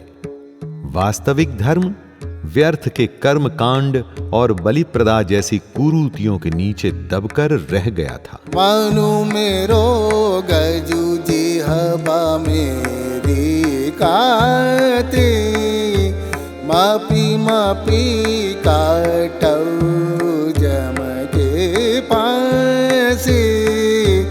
मनु मेरो गजुजी हवा मेरी काती। ऐसे में संत नामदेव जी महाराज आत्मज्ञान से लोगों को जागृत करके असली धर्म और ईश्वर के अस्तित्व को बाहर निकालने की कोशिश कर रहे थे। इनकी इन बातों से ब्राह्मण समुदाय में बेहद रोष फैल गया था, क्योंकि ब्राह्मण समुदाय का मानना था कि ईश्वर की पूजा और धर्म का प्रचार करने का अधिकार केवल उनका है। लिहाजा समस्त ब्राह्मण समुदाय ने एक होकर नामदेव जी महाराज को सबक सिखाने का इरादा किया और एक दिन विट्ठल भगवान के मंदिर में ध्यान लगाकर बैठे नामदेव जी को घेर लिया।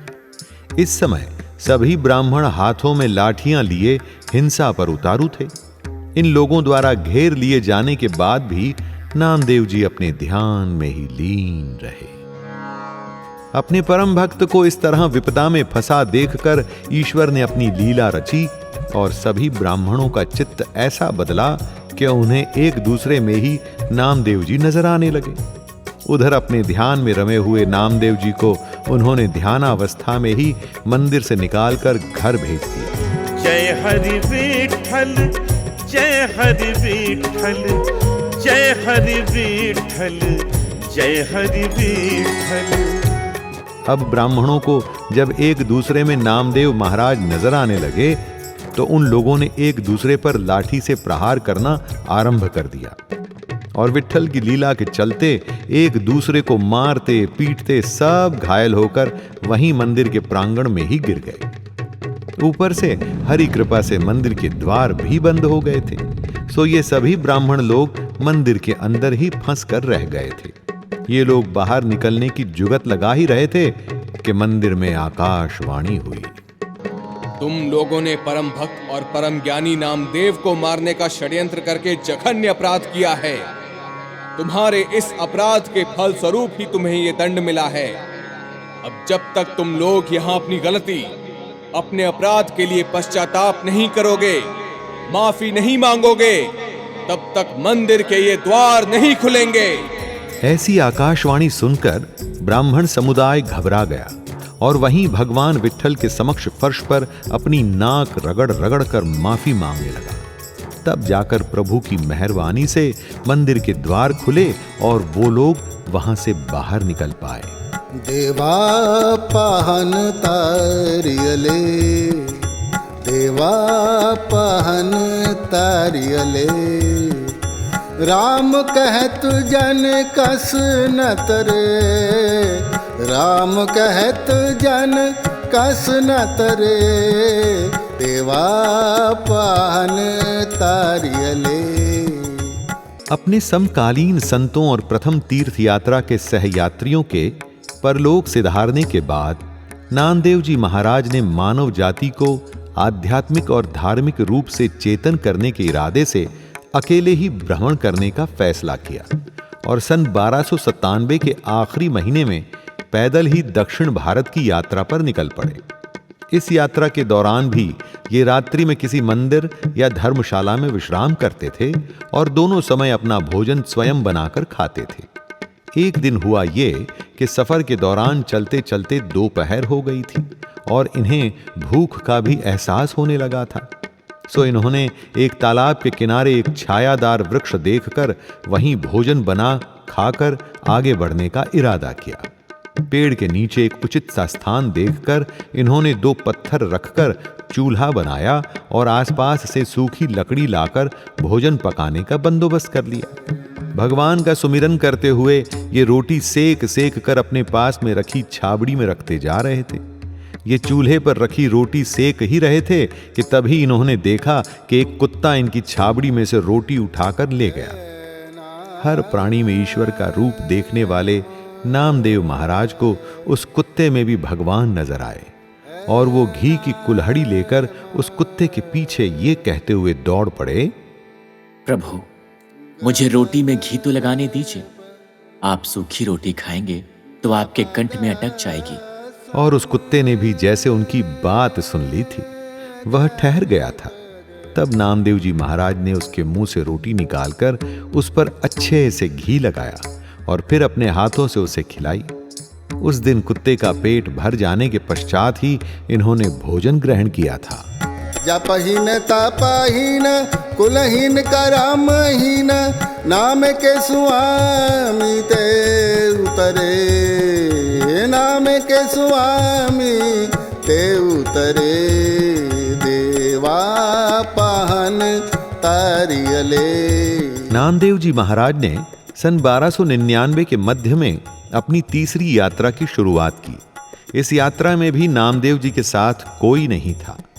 वे अकेले पैदल ही इकतारा हाथ में लिए भजन गाते हुए अपने धर्म के प्रचार की यात्रा पर निकल पड़े थे। पंढरपुर से चलकर ये नासिक एवं घृष्णेश्वर आदि स्थानों से होते हुए पश्चिमी भारत में द्वारका जी जा पहुंचे और करीब 6 महीने तक वहां के लोगों को धर्म के प्रति जागरूक करते रहे। वहां से चलकर ये रैवतक, धवलपुर, मुचकुंद गुफा, सोमनाथ, पुष्कर, दिल्ली और कुरुक्षेत्र होते हुए उत्तर दिशा में स्थित हस्तिनापुर से अयोध्या और फिर काशी यानी कि बनारस जा पहुंचे। वहां लंबे समय तक वास किया। यहाँ काशी में उपनिषदों और पुराणों के प्रकांड पंडितों से इनका साक्षात्कार हुआ। उनकी बातों को ध्यान से सुनने और समझने के पश्चात इन्होंने उन्हीं बातों को साधारण एवं सरल भाषा में अपने अभंगों, साखियों और भजनों में ढालकर धर्म को लेकर भ्रमित हो चुके जनमानस को जागृत किया। जब देखा तब गावा ताऊ जन धीरज पावा, जब देखा तब गावा ताऊ जन धीरज पावा, नादी समाइलो रे सतगुरु भेटिले देवा, जब देखा तब गावा ताऊ जन धीरज पावा। काशी से नामदेव जी महाराज ने जब मुस्लिम शासकों द्वारा किए गए मंदिरों के विध्वंस को देखा तो मूर्ति पूजा पर से इनका विश्वास खत्म हो गया और आगे चलकर इन्होंने मूर्ति पूजा का विरोध भी किया। इसके साथ साथ इन्होंने वहां बहुदेवोपासना, जाति भेद और आचार विचार के प्रति भी जनमानस को सजग किया और पुरानी रूढ़ियों में जकड़े हुए समाज को नया मार्ग दिखाया। इनके अनुसार ईश्वर इंसान के अपने अंदर ही होता है, आवश्यकता है उसे खोजने की। अगणित है काई अकल्प की जय, अगणित है काई अकल्प की जय, अश्वमेध जग की जय, सोना गर्भ दान दीजे, राम नाम सरी कऊ न राम नाम सरी तव न पूजे बनारसी तप करे। सन 1321 के आसपास जब नामदेव जी महाराज को पता चला कि उत्तर भारत में मुस्लिम शासकों द्वारा वहां हिंदू समुदाय को धर्मांतरण के लिए मजबूर किया जा रहा है और लोग भयवश अपना धर्म बदलने पर मजबूर हो रहे हैं, तो इन्होंने एक बार फिर से उत्तर भारत की यात्रा का कार्यक्रम बनाया और अपने कुछ साथियों को लेकर चल पड़े। यात्रा के दौरान रास्ते में जहां कहीं भी इन्हें मौका मिलता था, ये जन समुदाय को एकत्र करते और अपने धर्म का महत्व बताते हुए उस पर अडिग रहने का संदेश अपने भजनों द्वारा जन समूह को देते। साहिबा संकट व सेवकू भजय, साहिबा संकट व सेवकू भजय, चिरंकाल न जीवे दो कुल जय, चिरंकाल न जीवे दो कुल जय, तेरी भगति न छोड़ो बावे लोग हंसे। महाशिवरात्रि से एक दिन पहले ये अपने कुछ अनुयायियों के साथ औंढा नागनाथ मंदिर जा पहुंचे। अगले दिन महाशिवरात्रि वाले दिन नामदेव जी महाराज वहां मंदिर के मुख्य दरवाजे के सामने भगवान के भजन में लीन थे। नामदेव जी के भजनों में इतना भाव और रस था कि भक्त भाव विभोर होकर उनके भजन सुन रहे थे। सुबह जब मंदिर का ब्राह्मण पुजारी मंदिर में पूजा पाठ करने के लिए मंदिर पहुंचा, तो मंदिर के सामने भजन कर रहे लोगों का जमघट देखकर उसे क्रोध आ गया और नामदेव जी के भजन में अवरोध उत्पन्न करते हुए वो बोला, ये तुमने यहाँ क्या भीड़ लगा रखी है? तुम्हारी जात का पता है ना पात का? यहाँ मात्र उच्च जाति वालों को ही भजन कीर्तन की अनुमति है। जाओ यहाँ से और कहीं और जाकर अपना कीर्तन करो। पुजारी की बात सुनकर नामदेव जी उसकी अज्ञानता पर मन ही मन मुस्कुराए, लेकिन पुजारी के इस तरह के व्यवहार से वो अपने आप को बेहद दुखी व अपने ईश्वर को अपमानित हुआ महसूस कर रहे थे। एक पल भी गंवाए बिना वो अपनी मंडली के साथ मंदिर के पीछे की तरफ जाकर अपने आराध्य का करुणामयी पुकार में भजन करने लगे। हसत खेलत तेरे देहु रे आईया, हसत खेलत तेरे देहु रे आईया, भगति करत नामा पकड़ी उठाईया, भगति करत नामा पकड़ी उठाईया, हसत खेलत तेरे देहु रे आईया, हसत खेलत तेरे देहु रे आईया। अब यहाँ प्रभु को पुजारी जी महाराज की अज्ञानता को भी दूर करना था, लिहाजा अपने प्रिय भक्त के आर्तनाद को महसूस कर प्रभु ने अपने पूरे मंदिर को ही पूर्व से पश्चिम की ओर घुमा दिया। ले कमली चलियों पलटाई, देहु रे पाछे बैठा जाई, जियो जियो नाम हरि गुण उचरे, भगत जना कहूँ देहुरा पिरै, हसत खेलत तेरे देहु रे आईया, हसत खेलत तेरे देहु रे आईया। भगवान की अद्भुत लीला, भगवान के कुछ कृपा है। वो जहाँ पर पीछे संकीर्तन कर रहे थे, वही पूरब का गेट अपने आप पश्चिम में आके उनके सामने खड़ा हो गया। ये देखकर पुजारी हैरान रह गया। तब उसके मन में उत्पन्न हो रहे संशय को दूर करते हुए नामदेव जी महाराज ने कहा, आप मंदिर के द्वार का मुख पश्चिम की ओर देखकर विचलित न होइए पुजारी जी। ईश्वर आपको ये समझाना चाहते हैं कि वो इस मंदिर की मूर्ति में उपस्थित नहीं है। उनका अस्तित्व तो हर जगह, हर दिशा और हर वस्तु में है। भगवान हर उस स्थान पर हैं जहां प्रेम और प्यार है। भगवान अपने भक्त के चढ़ावे का भूखा नहीं है, वो तो भक्त के प्यार का भूखा है। अगर भगवान को प्रसन्न करना है तो उसके बनाए हुए जीवों से प्रेम करो, उन्हें प्रसन्न करो। ईश्वर ने ही आपको भी बनाया है और मुझे भी। जब ईश्वर ने हमारी रचना करते समय भेदभाव नहीं किया, तब आप कैसे उसके दरबार में इंसानों से भेदभाव कर सकते हैं? पुजारी जी को ज्यादा समझाने की जरूरत नहीं थी। मंदिर के द्वार की दिशा के बदलने से वह समझ गया था कि नामदेव जी महाराज कोई मामूली भजनी नहीं है। इनके एक उच्च कोटि के संत होने का एहसास उसे हो गया था। नामदेव जी महाराज के पांव पकड़ते हुए वो बोला, हे पुण्यात्मा, अनजाने में आपको न पहचान पाने की मुझसे भूल हो गई है। मैं हृदय से आपसे क्षमा चाहता हूँ। मैं आपसे विनती करता हूँ कि आप कुछ दिन यहाँ रहकर इस स्थान को पवित्र कर दें और अपने ज्ञान से हम अज्ञानियों के मन के अंधकार को दूर कर दें, तो हम पर आपका बड़ा उपकार होगा। अब कोई ज्ञान पिपासु नामदेव जी से इस तरह की विनती करे और नामदेव जी उसे नकार दें, ये भला कैसे हो सकता था?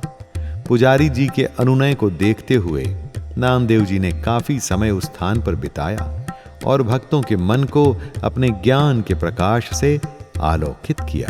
आदि जुगादि जुगादि जुगो जुग ताका अंतु न जानिया, सरब निरंतरी राम रहिया, सरब निरंतरी राम रहिया, रविया स्वरूप बखानिया, रविया स्वरूप बखानिया, आदि जुगादि जुगादि जुगो जुग। इस घटना के पीछे छुपे हुए भाव को अगर समझा जाए तो वो ये कि ईश्वर की नजर में सब एक समान है।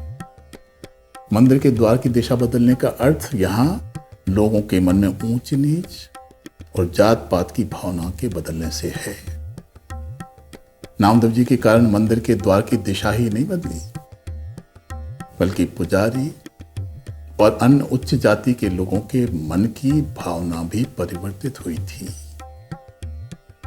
उस घटना के बाद से औंढा नागनाथ मंदिर का मुख्य द्वार आज भी पश्चिम मुखी ही है। गोविंद गाजे सब दुबाजे, गोविंद गाजे सब दुबाजे, आनंद रूपी मेरो रामैया, आनंद रूपी मेरो रामैया, आदि जुगादि जुगादि जुगो जुग। महाराष्ट्र से चलकर नामदेव जी महाराज गुजरात होते हुए राजस्थान के मारवाड़ क्षेत्र में पहुंचे तो वहां इन्होंने कुछ दिन विश्राम करने के इरादे से अपनी यात्रा को विराम दिया। यहां से नामदेव जी जब दिल्ली के आसपास के क्षेत्र में पहुंचे तो देखा कि वहां का मुस्लिम शासक अपने स्वार्थ के लिए हिंदुओं और मुसलमानों के बीच वैमनस्य उत्पन्न कर रहा था। नामदेव जी ने कठिनाइयों का सामना कर रहे दोनों समुदाय के लोगों को समझाया और उन्हें एकता का संदेश दिया। आउ कलंदर के सवा करी अबदाली बेसवा, करी अबदाली बेसवा, आउ कलंदर के सवा, आउ कलंदर के सवा। इसके साथ साथ नामदेव जी महाराज ने अपने धर्म का प्रचार करते हुए हिंदू समुदाय को किसी भी तरह के दबाव में आकर धर्मांतरण करने से भी रोका। सन 1325 ईस्वी में अपने पिता की मृत्यु के पश्चात मोहम्मद बिन तुगलक दिल्ली के सिंहासन पर बैठा था। ब्राह्मण समुदाय ने दिन प्रतिदिन बढ़ रही इनकी लोकप्रियता पर लगाम लगाने की कोशिश में बादशाह मोहम्मद बिन तुगलक के दरबार में जाकर बादशाह से इनकी शिकायत की। हुजूर, पंढरपुर में नामदेव नाम का एक विट्ठल भक्त रहता है। कहने को तो वो भक्त है साहेब, किंतु काम उसके जादूगरों जैसे हैं। मरी हुई गाय को जिंदा कर देता है। अपने जादू के दम पर हम भक्तों को मंदिर में बंद करके शैतानी ताकतों से हमारी पिटवाई करवाता है। अमीर को गरीब और गरीब को अमीर बना देता है हुजूर। और हुजूर, मुसलमानों का तो वो कट्टर विरोधी है। आपके खिलाफ वो आम जनता को भड़काता रहता है हुजूर। अब इस तरह की बात कान के कच्चे किसी भी शासक के समक्ष की जाएगी तो वो बिना सोचे समझे और मामले की छानबीन किए कोई न कोई कदम तो उठाएगा ही। मोहम्मद बिन तुगलक ने भी फौरन अपने सैनिक भेजकर नामदेव जी महाराज को अपने दरबार में बुलवा लिया। जब नामदेव जी महाराज दौलताबाद के दरबार में पहुंचे तो वो अकेले नहीं थे, उनके साथ सैकड़ों की संख्या में उनके अनुयायियों का हुजूम था। मोहम्मद बिन तुगलक ने नामदेव जी महाराज को ऊपर से नीचे तक देखने के बाद कहा, तो हमने सुना तुम बड़े ही चमत्कारिक आदमी हो, अपने आप को पाक परवरदिगार का बंदा कहते हो।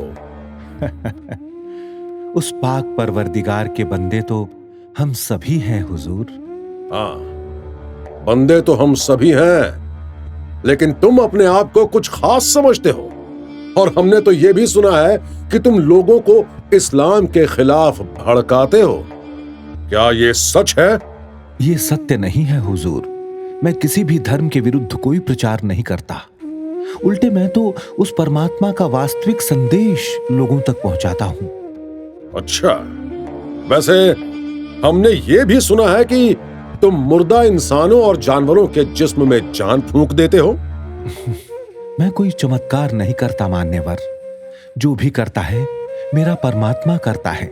मैं तो बस हर समय उसी को पुकारता हूं। अगर तुम्हारे राम में इतना ही दम है, इतनी ही शक्ति है और तुम्हें अपने परमात्मा पर विश्वास है, तो वहां मरी पड़ी हुई गाय को जीवित करके दिखलाओ। अगर तुमने गाय को जीवित कर दिया तो हम तुम्हारी कही हर बात का यकीन कर लेंगे और तुम्हें बेगुनाह मानकर रिहा कर दिया जाएगा।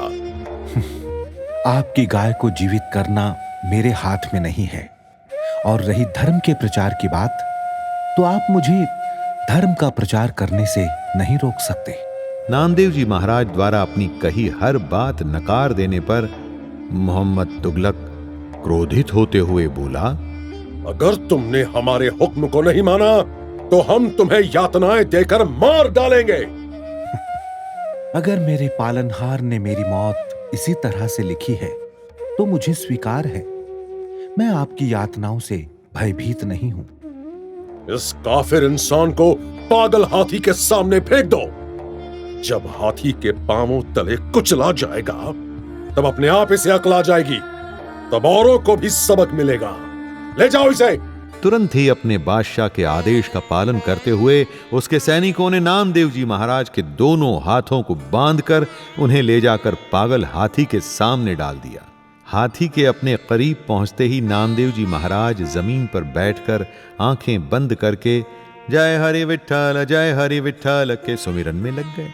पागल हाथी इनकी तरफ तेजी से बढ़ रहा था। ये देख वहां उपस्थित नामदेव जी महाराज के भक्तों का कलेजा उनके मुंह को आ गया था। लेकिन जैसे ही हाथी इनके पास आया, इनके सामने जमीन पर बैठ गया और इनके चरणों में अपनी सूंड रख दी। हाथी के सूंड का स्पर्श पाते ही नामदेव जी ने अपनी आंखें खोली और मुस्कुराते हुए बड़े प्यार से उसकी सूंड को सहलाने लगे। नामा तू ईश्वर का प्यारा, तुझ सा संत नहीं संसारा। अपने भक्त को मुसीबत में फंसा देख गरुड़ पर बैठे भगवान वहां पधारे और गाय को जीवित करके अंतर्ध्यान हो गए। अपनी आंखों से ये सब देखकर बादशाह को समझ आ गया था कि नामदेव जी महाराज कोई साधारण संत नहीं थे, बल्कि मानव जाति के कल्याण हेतु परमात्मा का भेजा हुआ दूत ही थे। इसके बाद बादशाह ने न सिर्फ नामदेव जी को आदर सहित उनके गांव वापस छोड़कर आने का आदेश दिया था, बल्कि कई बेशकीमती तोहफे भी नामदेव जी को देने चाहे थे। हुजूर, मैं एक सन्यासी आदमी हूं। आपके दिए हुए कीमती तोहफे मेरे किस काम के? आप अगर मेरे लिए कुछ करना ही चाहते हैं तो अपने प्रदेश की जनता की भलाई के लिए कुछ ऐसा कर दे कि लोग आपको हमेशा याद रखें। सहज अवली धूड़ी मणि गाड़ी चालती, सहज अवली धूड़ी मणि गाड़ी चालती, पीछे तीन काल करी हाकती, पीछ तीन काल करी हाकती, जैसे पनकत थरु टिटी हाकती, सरी धोवन चाली लाडुली, सरी धोवन चाली लाडुली, सहज अवली धूड़ी मणि गाड़ी चालती। दिल्ली से हरिद्वार होते हुए नामदेव जी पंजाब के कलीबंगन, पीलीबंगन, मुल्तान दिशा में बटाला, धारीवाल, सकोवाल, जालंधर, पटियाला, गोविंदपुर, पठानकोट आदि स्थानों पर भ्रमण करते हुए गुरदासपुर जा पहुंचे। यहाँ एक लंबा समय इन्होंने संगत को परमात्मा का रहस्य समझाते हुए उन्हें जागृत करने में गुजारा।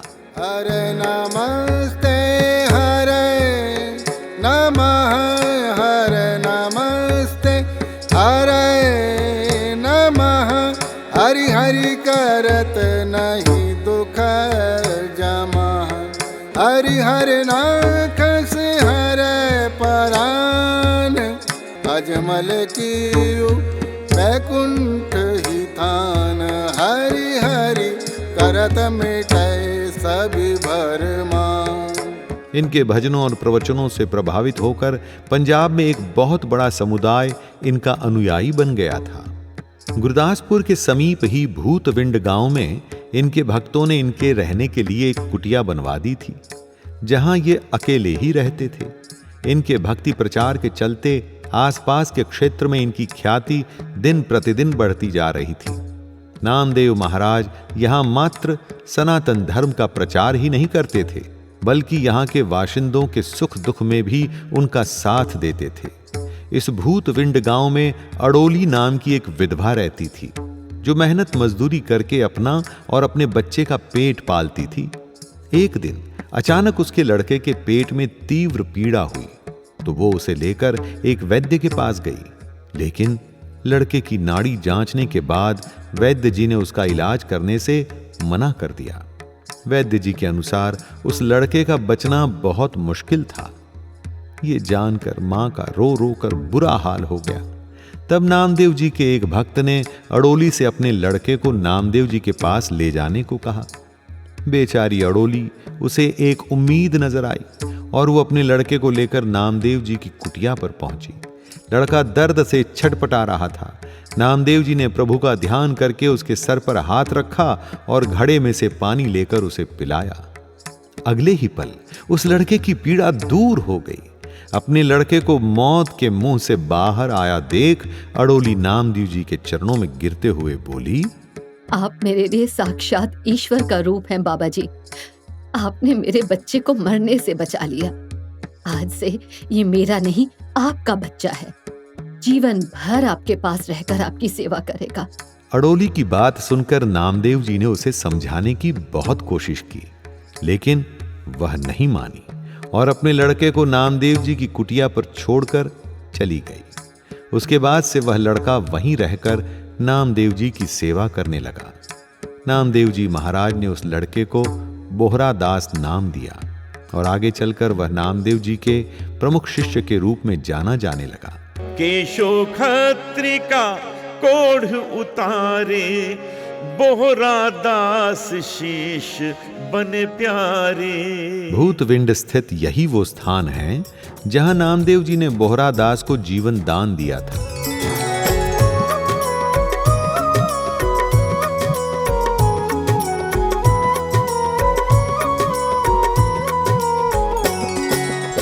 नामदेव जी के यहाँ से प्रस्थान करने के काफी समय पश्चात बोहरा दास जी भी उनकी सेवा हेतु घुमान चले गए थे।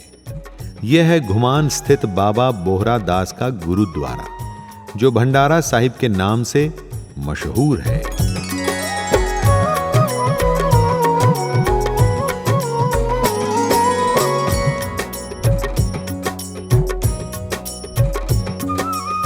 भूतविंड में सोई हुई आत्माओं को जगाकर नामदेव जी महाराज मरण गांव और उसके बाद भट्टीवाल गांव जा पहुंचे।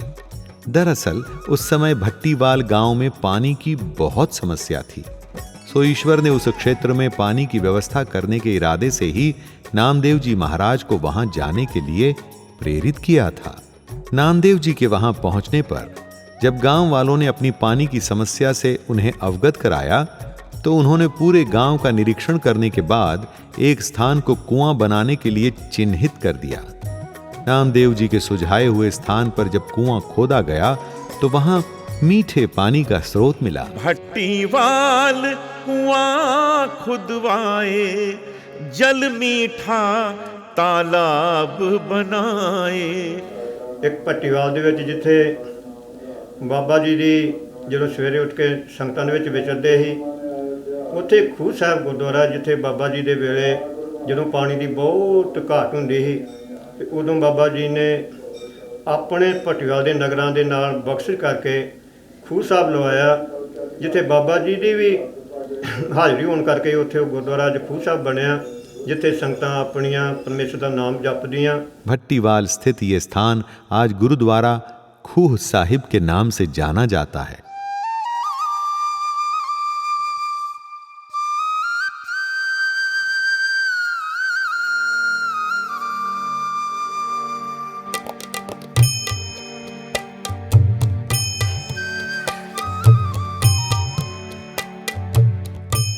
उसके बाद नामदेव जी के सुझाव पर ही गांव वालों ने कुएं से थोड़ी दूरी पर ही लंबा चौड़ा तालाब भी खुदवाया, जिससे गांव में पानी की समस्या हमेशा के लिए दूर हो गई। बाद में नामदेव जी की स्मृति में उस तालाब का नाम नामियाना तालाब रखा गया और यहाँ एक गुरुद्वारा साहिब का भी निर्माण किया गया, जो आज गुरुद्वारा नामियाना साहिब के नाम से प्रसिद्ध है। भट्टीवाल में ही एक गुरुद्वारा खुंडी साहब है। कहते हैं कि श्री नामदेव जी के भट्टीवाल प्रवास के दौरान एक मिरासी ने बेर की एक सूखी लकड़ी इन्हें दिखाते हुए कहा था कि अगर वो अपने परमात्मा के इतने ही प्यारे हैं तो उस लकड़ी को हरा करके दिखाएं। इस पर नामदेव जी ने मुस्कुराते हुए बेर की उस सूखी लकड़ी को वहीं जमीन में रोप दिया था, जिसने बाद में बेर के विशाल वृक्ष का रूप ले लिया था और जो आज तक मौजूद है। कालांतर में वहां गुरुद्वारा साहिब का निर्माण किया गया, जो आज गुरुद्वारा खुंडी साहिब के नाम से जाना जाता है। भट्टीवाल गांव में नामदेव जी ने लंबे समय तक वास किया था और वहां अनेकों भक्तों को नाम दान देकर अपना शिष्य बनाया था। इस गांव के जल्लो और लद्धा का नाम इनके प्रमुख शिष्यों में आता है। कहते हैं कि जल्लो तो इनके साथ पंढरपुर तक भी गया था। इन दोनों ही शिष्यों ने नामदेव जी के मत का खूब प्रचार किया था। भट्टीवाल के पास में ही धारीवाल गांव में इन दोनों की याद में गुरुद्वारों का निर्माण किया गया, जिन्हें आज गुरुद्वारा जल्लो साहिब जी और गुरुद्वारा लद्धा साहिब जी के नाम से जाना जाता है।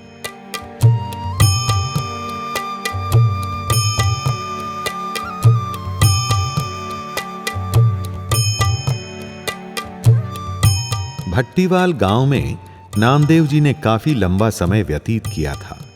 यहां जन समुदाय के बीच प्रचार करते करते उत्पन्न हुई एक रसता को तोड़ने के इरादे से नामदेव जी महाराज ने किसी एकांत जगह पर जाकर ध्यान करने का मन बनाया और गुरदासपुर के पास गहन जंगल में एक तालाब के पास रमणीय स्थान देखकर अपना डेरा जमा लिया। लेकिन इनके चाहने वाले कहां इन्हें एकांतवास भोगने देने वाले थे। आहिस्ता आहिस्ता इनके आसपास इनके भक्तों ने वहां आकर रहना आरंभ कर दिया और कुछ दिनों बाद ही उस जगह ने एक छोटे से गांव का रूप ले लिया था। अब क्योंकि इस स्थान पर नामदेव जी महाराज घूमते हुए पहुंचे थे, लिहाजा इस गांव का नाम घुमान ही पड़ गया था, जो आज तक चला आ रहा है। इसी स्थान पर एक दिन जब नामदेव जी अपने भक्तों के साथ धर्म चर्चा में व्यस्त थे तो पास ही के तारा गांव से केशव नाम का एक खत्री इनसे मिलने के लिए आया और 2 गज की दूरी से इनके चरणों में प्रणाम करके बैठ गया। इतनी दूर क्यों बैठ गए भाई? मेरे पास आकर बैठो। बाबा जी, इसे कोढ़ की बीमारी है, ये आपके नजदीक नहीं आ सकता। इसका कहीं इलाज नहीं करवाया? बहुत जगह करवाया बाबा जी, लेकिन कुछ फायदा नहीं हुआ। अपनी इस बीमारी से परेशान होकर आज तो ये आत्महत्या करने जा रहा था। बड़ी मुश्किल से इसे समझा बुझाकर आपके पास लेकर आया हूं। कोई बात नहीं, चिंता मत करो बेटा जी, सब ठीक हो जाएगा।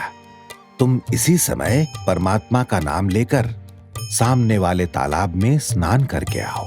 नामदेव जी का कहना मानकर केशव उठा और अपने रब को याद करके तालाब में कूद गया। कुछ देर बाद जब वह तालाब से बाहर निकला तो उसका शरीर एकदम स्वस्थ था। कोढ़ न जाने कहां गायब हो गया था।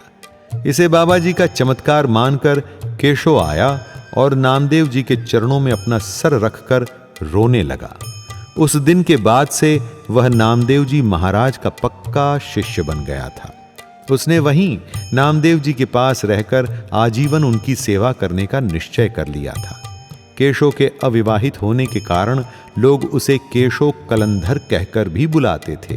केशव कलंधर के कहने पर ही पानी की कमी को पूरा करने के लिए नामदेव जी ने अपनी कुटिया के पीछे एक तालाब और खुदवाया था, ताकि घुमान के बाशिंदों को पानी की कमी का सामना न करना पड़े। घुमान में रहते हुए नामदेव जी ने अनेक लोगों को कष्ट से मुक्त किया। उस तालाब में स्नान करने से अनगिनत श्रद्धालुओं को गंभीर एवं असाध्य रोगों से मुक्ति मिली है। कहते हैं कि इस स्थान पर संत शिरोमणि श्री नामदेव जी महाराज ने लगभग 18 वर्षों तक तप किया था। कालांतर में यहाँ तालाब के किनारे गुरुद्वारा साहिब का निर्माण करवाया गया, जो आज गुरुद्वारा तपियाना साहिब के नाम से मशहूर है।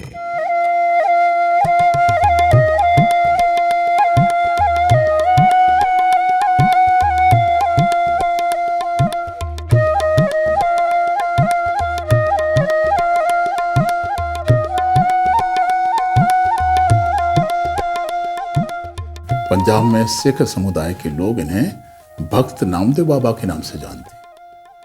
यहाँ रहते हुए इन्होंने पंजाब के न जाने कितने ऐसे इलाकों की पद यात्राएं की थीं जहाँ हिंदू और मुस्लिम दोनों रहते थे। इन लोगों के बीच जाकर नामदेव जी ने हमेशा भाईचारे का ही संदेश दिया था। सबको मिलजुल कर रहने की बात ये अपने अभंगों द्वारा करते थे।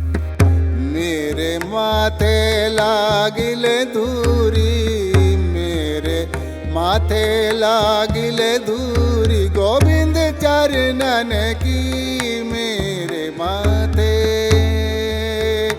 मेरे माथे मेरे माथे लागिले धूरी, गोविंद चरणन की। सुर नर मुनि जन तिनहु ते दूरी, पतित पावन माधो बिरदु तेरा। अपने आध्यात्मिक जीवन का एक लंबा समय नामदेव जी ने यहाँ घुमान में व्यतीत किया था। कहते हैं कि मोहम्मद बिन तुगलक के चचेरे भाई फिरोज तुगलक को जब अपने भाई द्वारा नामदेव जी महाराज पर की गई ज्यादतियों के बारे में जानकारी मिली तो उसने नामदेव जी के स्थान को तलाशने की कोशिश की और वो खोजते खोजते घुमान आ पहुंचा। यहां आकर उसने प्रायश्चित के रूप में श्री नामदेव जी महाराज के समाधि स्थल पर मंदिर बनाने के लिए नामदेव जी के शिष्यों से इजाजत मांगी और इजाजत मिलने पर अपने ही अंदाज में इस मंदिर का निर्माण करवाया। उन्होंने ये मंदिर है जो मुसलमान टॉम का सारा बना हुआ है, ये उन्होंने बनाया है। ये उन्होंने यहाँ आकर पश्चाताप किया कि हमारे जो पूर्वज थे, जो उन्होंने बहुत लोगों के जुल्म किए थे, इसलिए उन्होंने पश्चाताप करके ये घुमान में जो मंदिर बनाया। मंदिर जो हमारे जो मंदिर होते हैं, जो गुरुद्वारे होते हैं, वो ज़मीन से जहाँ तो बराबर होते हैं, जहाँ ऊंचे होते हैं। तो जो मुसलमान टॉम के जितने भी मस्जिद बनती हैं, जब बनते हैं, वो नीचे ज़मीन से नीचे होते हैं। इसलिए ये भी जो मंदिर बना हुआ है ये ज़मीन से नीचे है। ये जो अभी स्थान आप खड़े हैं, ये बाबा जी का, नामदेव जी का अंतिम समाधि स्थान है। कालांतर में यहाँ श्री नामदेव जी के भक्तों द्वारा आलीशान गुरुद्वारे का निर्माण किया गया, जो आज गुरुद्वारा श्री नामदेव दरबार साहिब के नाम से प्रसिद्ध है।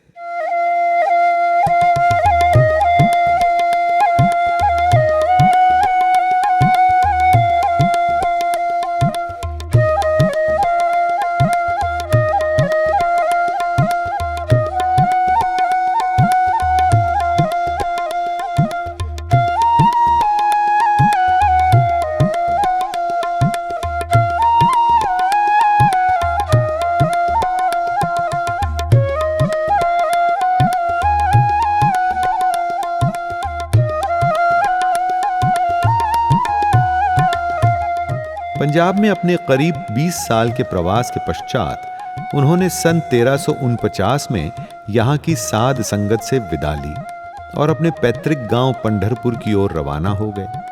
पैदल चलते हुए कई महीनों के सफर के बाद जब ये अपने घर वापस पहुंचे तो इनके भक्तों ने इनका भव्य स्वागत किया। इतने समय तक घर से बाहर रहने और इतनी लंबी यात्रा के कारण शरीर पूरी तरह से थक चुका था।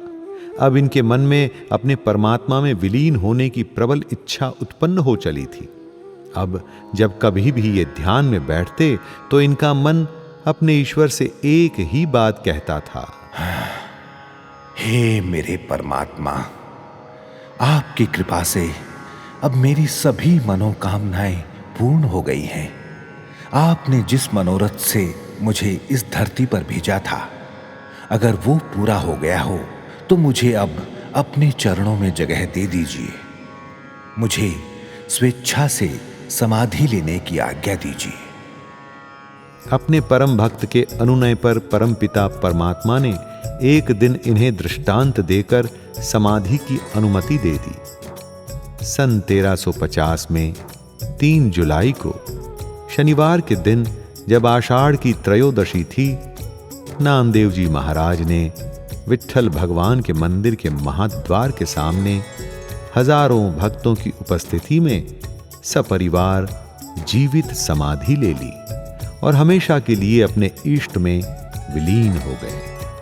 उनकी अंतिम इच्छा थी कि श्री हरि विट्ठल के दर्शनार्थ जो भी भक्त मंदिर में प्रवेश करे तब उनकी रजकण इनके माथे पर पड़े। आज इस स्थान को श्री नामदेव पायरी के नाम से जाना जाता है। नामा तेरे दरस बिना दिन कटते ना रैन, एक झलक जो देख लूं मन में पड़ जाए चैन।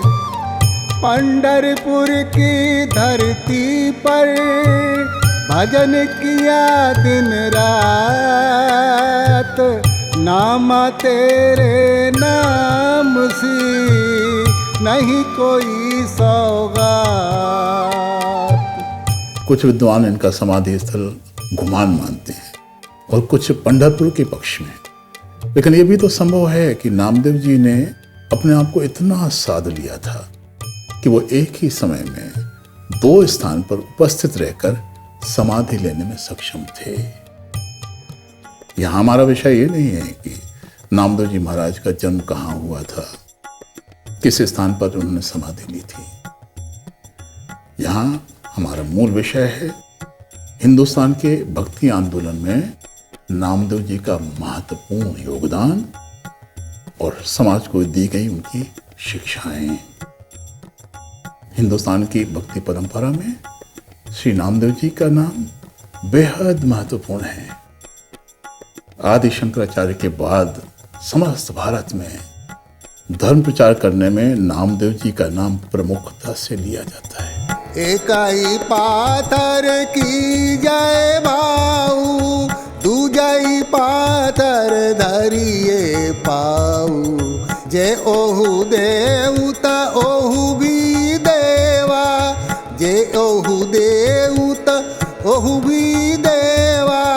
कहे नाम देव हम हरि की सेवा, कही नाम देव हम हरि की सेवा जो, राजू देहिता कवन बड़ाई जो, राजू देहिता कवन बड़ाई जो, राजू देहिता, राजू देहिता, राजू देहिता कवन बड़ाई। संत नामदेव अपनी उच्च कोटि की आध्यात्मिक उपलब्धियों के लिए ही विख्यात हुए हैं। इनके परिवार में भक्तिमय वातावरण होने के कारण बालपन से ही इनका रुझान भक्ति में रम गया था। यही वजह है कि इन्हें बाल भक्त भी कहा जाता है। इन्होंने न केवल अपने रचे हुए अभंगों से अपने धर्म का प्रचार किया, बल्कि अपने समकालीन संत ज्ञानेश्वर जी के अभंगों से भी जनमानस को जगाने का काम किया, उनकी वाणी का प्रचार प्रसार किया। उस दौर में श्री नामदेव जी महाराज ने महान धर्म प्रचारक की भूमिका निभाई। नामदेव जी महाराज ने अपने समकालीन संतों के जीवन चरित्र की रचना भी अपने अभंगों में की है। हीरा हरि नाम हीरा, हरि नाम हीरा, हरि नाम हीरा, हरि नाम हीरा, हरि नाम हीरा, हरि नाम लेत मिटे सब पीरा, हरि नाम लेत मिटे सब पीरा, हरि नाम हीरा, हरि नाम हीरा, हरि नाम हीरा, हरि नाम हीरा। इनके अभंगों की विशेषता यह है कि उनमें एक रस्ता नहीं है, विविधता लिए हुए हैं। आज इनके रचे हुए करीब 2500 मराठी अभंग और करीब 350 हिंदी के अभंग श्रोताओं और पाठकों के लिए उपलब्ध हैं। 10 बैरागनी मोहि बस कीनी, 10 बैरागिनी मोहि बस कीनी, पंचहुका मिटनावऊ, 17 दोई भरी अमृत सरी, 17 दोई भर अमृत सरी, विकु कई मार कडावऊ, विकु कऊ मार कडावऊ, पाछे बहुरी न आवन पावऊ, पाछे बहुरी न आवन पावऊ, 10 बैरागन मोहि बस कीनी, मोहि बस कीनी, मोहि बस कीनी। इनके रचित अभंगों की आध्यात्मिक महत्वता का अंदाजा आप इसी बात से लगा सकते हैं कि इनके रचे 61 अभंगों को सिखों के धर्म ग्रंथ श्री गुरु ग्रंथ साहिब में शामिल किया गया है। कोई बोले नीरवा, कोई बोले दूरी, कोई बोले नीरवा, कोई बोले दूरी,